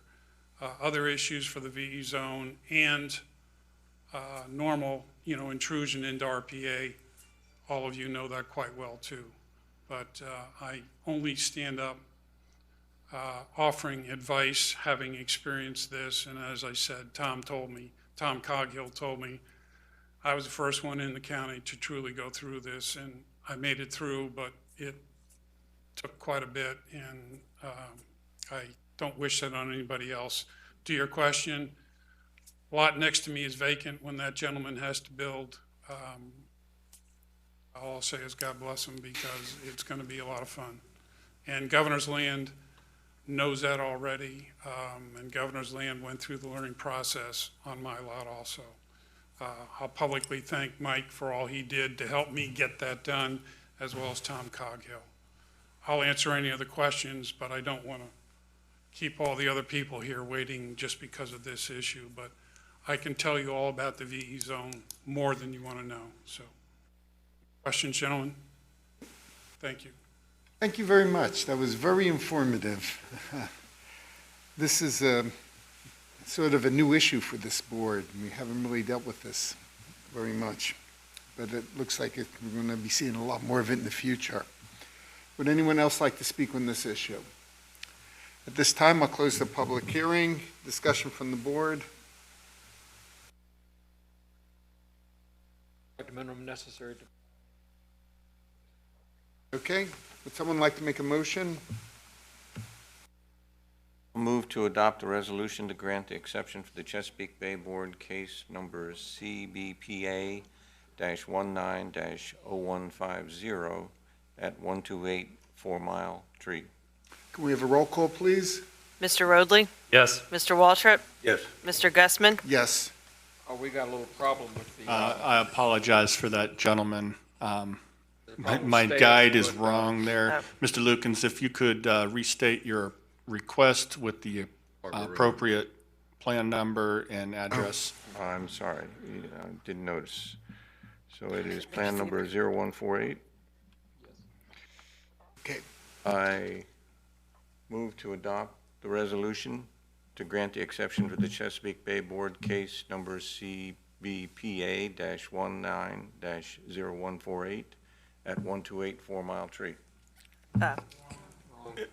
It's 1552 Harbor Road. I'm sorry. I apologize for that. Cut and paste. Okay, so we have a motion on the floor to adopt CBPA 19-0148, 1552 Harbor Road. Okay. Okay. Correct. Mr. Roadley? Yes. Mr. Waltrip? Mr. Gussman? Yes. Mr. Hughes? Yes. Mr. Lukens? Yes. Okay, motion carries. Good luck with FEMA. All right, next case is 19-0149, South Riverside Drive.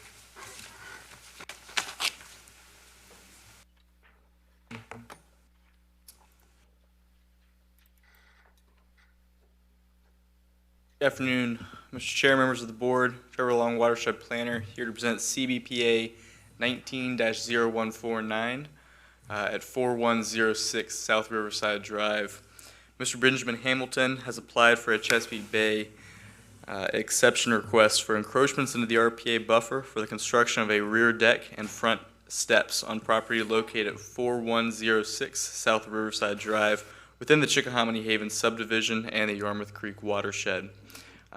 Parcel located here in blue, and the blue, purple outlines indicating the watershed divide, so here within the Yarmouth Creek watershed.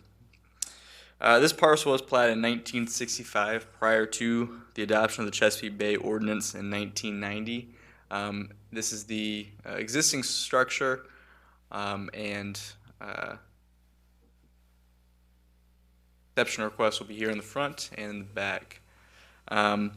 Total lot size of this property is 0.37 acres, of which 84% is located within the RPA, as shown above. So it extends to just beyond the house. In early December, the applicant notified staff that there had been a miscommunication between the applicant and a contractor working on the house, resulting in the unpermitted construction of the proposed exception request for the construction of the rear deck and front steps.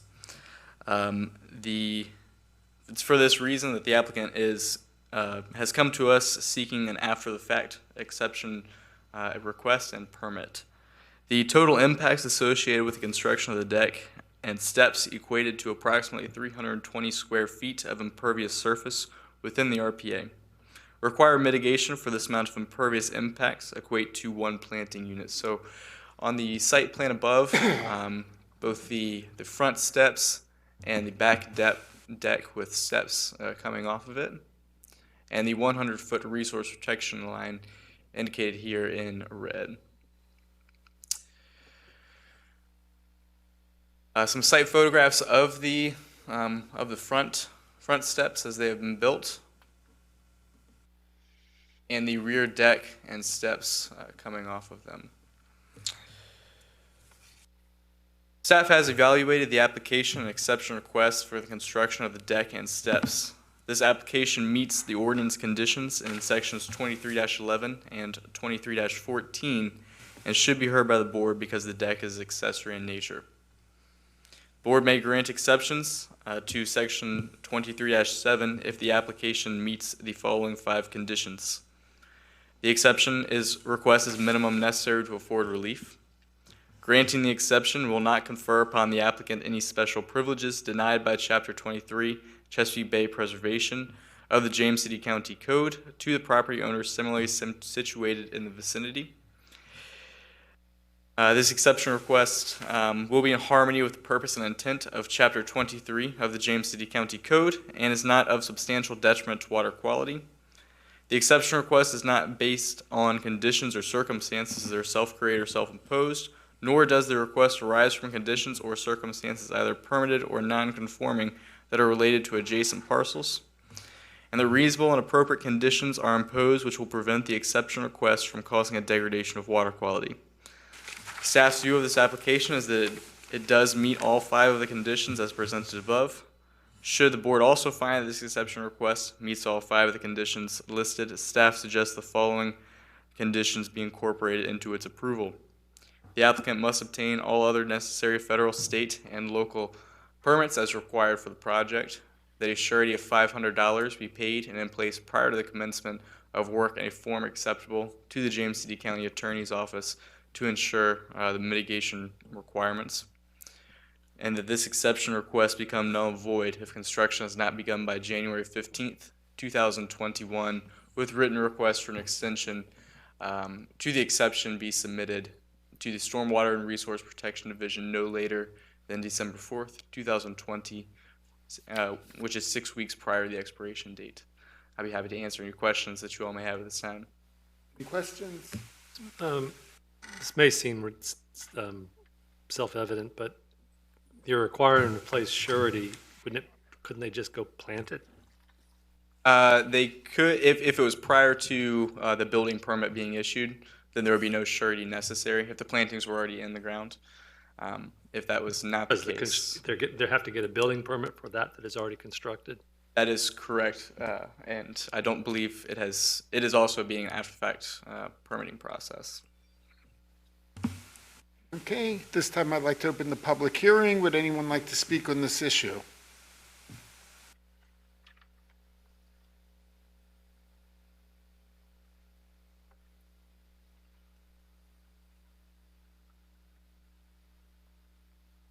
Good evening, Chairman, Board. My name is Ben Hamilton. I'm the property owner. This communication between contractor and I is a very polite way to put it. I've been misled most of the time dealing with this individual, and I want to apologize for coming to y'all after the fact. I was in the military for 24 years, recently retired, and I like to follow rules and regulations. They're there for a purpose. And again, I apologize for coming to you after the fact. I'm here to set things right. I'll do whatever's necessary to set things right. I'm learning about all these rules and regulations now. The building permit is in process. Everything is submitted. All plans are submitted. Those drawings were submitted. I'm here to answer any questions you may have. Okay. Questions from me? Thank you for your service. Thanks for coming out. Thank you. Anyone else like to speak on this issue? I'll close the public hearing. Any discussion from the board? Can someone make a motion? Motion to adopt the resolution to grant the exception for Chesapeake Bay Board Case CBPA 19-0149 at 4106 South Riverside Drive. With roll call, please. Mr. Roadley? Yes. Mr. Waltrip? Yes. Mr. Gussman? Yes. Mr. Hughes? Yes. Mr. Lukens? Yes. Okay, motion carries. You get your exception from us thing. Thanks for coming out. Okay, we're up to 19-0153 for 3009 Willow Spring Court.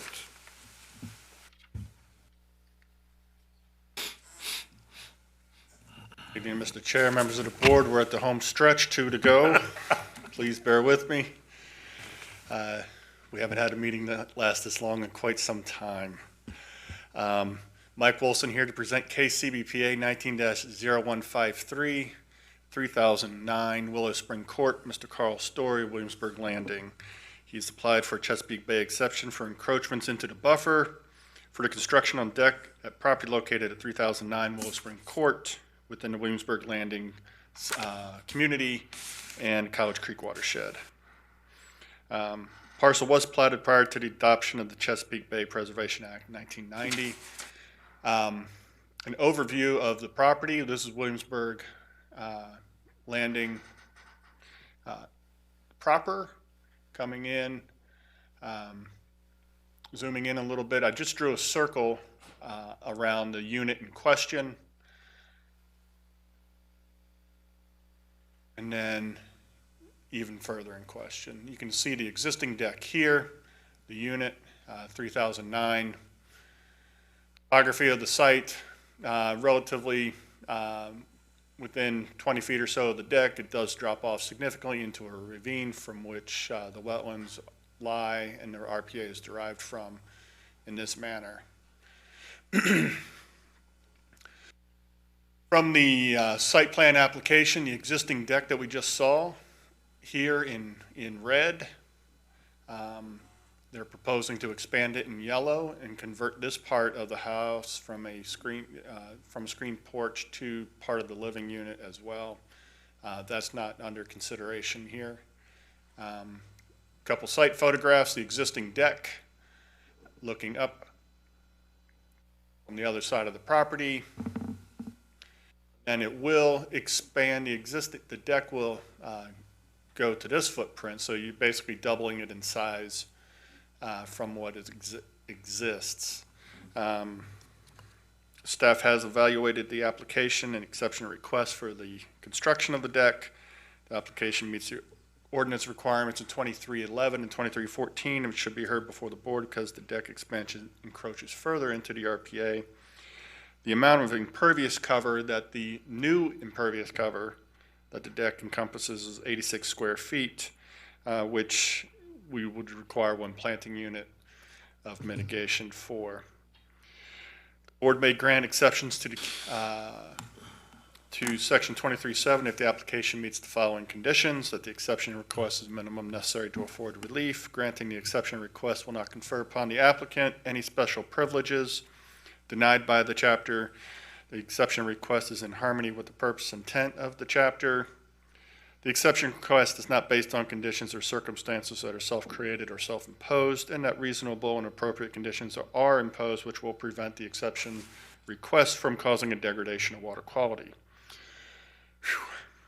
Staff's view of this application is that it does meet all 5 of those conditions as presented, and should the board wish to grant the exception, that staff does suggest these permit conditions or exception conditions: that the applicant obtain any other necessary federal, state, local permits as required. A surety of $250 be paid and in place prior to the commencement of work in a form acceptable to county attorney's office to ensure that the mitigation requirements are met. The exception request approval shall become null and void should construction not begin by January 15, 2021, and then any written request for an extension be submitted to our office no later than 6 weeks prior to that expiration date, which is December 4, 2020. And we'll go back to the site plan. And board has any questions, I'd be happy to answer those. Mr. Wilson, are they going to extend the existing gravel base layer under the existing deck, under the proposed new deck? We would recommend that, yes. Any other questions for staff? At this time, I'll open the public hearing. Would the applicant like to address the board?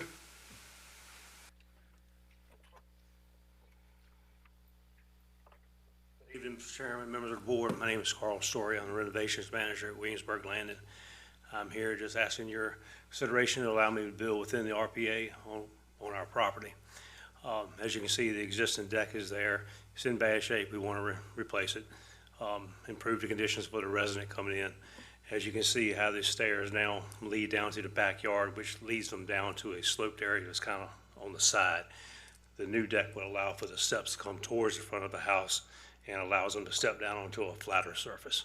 So it's just to improve our property and make a better deck for our resident. Are you going to extend the gravel underneath the deck? Yes, sir, absolutely. Thank you. And Any other questions? you'll be able to leave the crepe myrtle that's along the side of the house? We're going to try to leave that crepe myrtle. Okay, thank you very much. Yes, sir. Would anyone else like to speak on this issue? At this time, I'll close the public hearing. Any discussion or comments from the board? Mr. Chairman, I move that we adopt the resolution to grant the exception for Chesapeake Board Case CBPA 19-0153 at 3009 Willow Spring Court. Okay, can we have a roll call? Mr. Roadley? Yes. Mr. Waltrip? Yes. Mr. Gussman? Yes. Mr. Hughes? Yes. Mr. Lukens? Yes. Okay, motion carries. Exception is granted. And our last public hearing is CBPA 19-0157 for 4809 Canvasback Run. Evening, Mr. Chair. Mike Wilson here to present case CBPA 19-0157. It is a retaining wall at 4809 Canvasback Run for Mr. Eric and Dina Smith.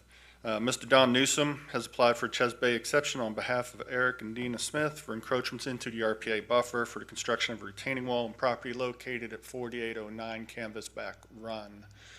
That's in the Mallard Hill subdivision shown here, which is off the access road into the Ward Hill Sports Complex off of Long Hill Road. Aerial photograph. Doesn't show it here, but there was, on a previous owner, had constructed a series of retaining walls without building permits, without Ches Bay exception approvals, and apparently without knowledge of how retaining walls should be built because they are failing. And this application is to, for the board to rebuild a retaining wall and rebuild it properly. The topography of the site does slope from the street down to the ravine behind the property, which leads to the wetlands, which is where the RPA is based off of. You can see from this picture, the entire house is within the RPA. From the site plan application, proposed retaining walls here, the RPA buffers here, the wetlands are down at the bottom of the page. Retaining walls approximately 10 feet off the corner of the house in this location and 18 feet off the house in this location, and generally follows an arc such as depicted. Existing photographs photographs of the site will show retaining wall. Here we can see that retaining wall is bulging out here, it's failing. This picture doesn't show it well, but this base course of block are right on existing grade. There is no foundation structure. This wall is starting to push out and crumble and everything. So Mr. Newsom brought this to my attention. Was hoping that we could do it with redevelopment of existing wall type application. And I suggested to him that since nothing had been permitted the first time, staff was uncomfortable doing an administrative process in this case, and that is why this application is before the board. Staff does recommend, does know that it, find that it meets the 5 requirements outlined in the ordinance that you've heard 7 other times tonight. And should the board also find that this exception request meets those conditions, we do recommend these permit conditions on that exception. That the applicant obtain any other necessary federal, state, and local permits is required for the project. That does include a building permit. Surety of $250 be paid in place prior to commencement of work in a form acceptable to county attorney's office to ensure the mitigation requirements. That the exception request approval become null and void if construction is not begun 1 year from tonight, January 15, 2021. And that any written request for extension be submitted to our office no later than 6 weeks prior to that expiration date, which is December 4, 2020. Be happy to answer any questions the board may have regarding this application. The old retaining walls will be removed, though, right? Yes, sir. Okay. Any other questions for the staff? Okay, at this time I'd like to open the public hearing. Would the applicant like to address the board? Poor guy. You drew the short straw tonight. Hello, my name's Brian Newsom with Delightful Gardens. Really just wanted to come up in case you all had any questions that I might be able to help answer. Have you had a structural engineer evaluate your proposed replacement wall? No, sir. So are you designing it? Are you designing it then? Yes, we're going to follow county requirements and pull a permit and go through the. Well, I get the after the fact and getting it permitted, but given the fact that this wall is failing, I mean, I assume you're using a different method of construction. Oh, yes, absolutely. I'll leave it up to you. Thank you. And plans will be reviewed. Excuse me, Mr. Roadley. I believe the original wall was not built with any textile tie-back system, and the new wall will be. Okay. I don't know if that addresses all your concerns, but. Thank you. Great. Thank you very much. Would anyone else like to speak? At this time, the public hearing is closed. Any discussion from the board? Yes, I'd like to make a motion to adopt a resolution to grant the exception for the Chesapeake Bay Board case number CBPA-190150 unless there's some other discussion. Okay. Mr. Hughes, Yes. I want to make sure.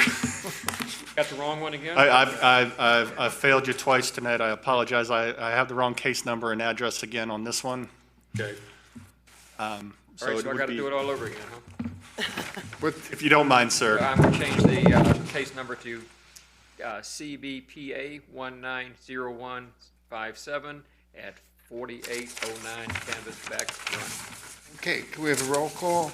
Yes, Mr. Roadley. Yes. Mr. Waltrip. Yes. Mr. Gussman. Yes. Mr. Hughes. Yes. Mr. Lukens. Yes. Okay, that concludes public hearings. We have one quick board consideration.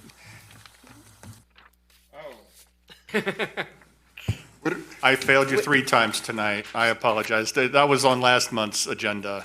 Okay. There is no board considerations this Okay, month. there are no matters of special privilege. Can we have a motion to adjourn? Yes, sir. Okay, so moved. Oh, God.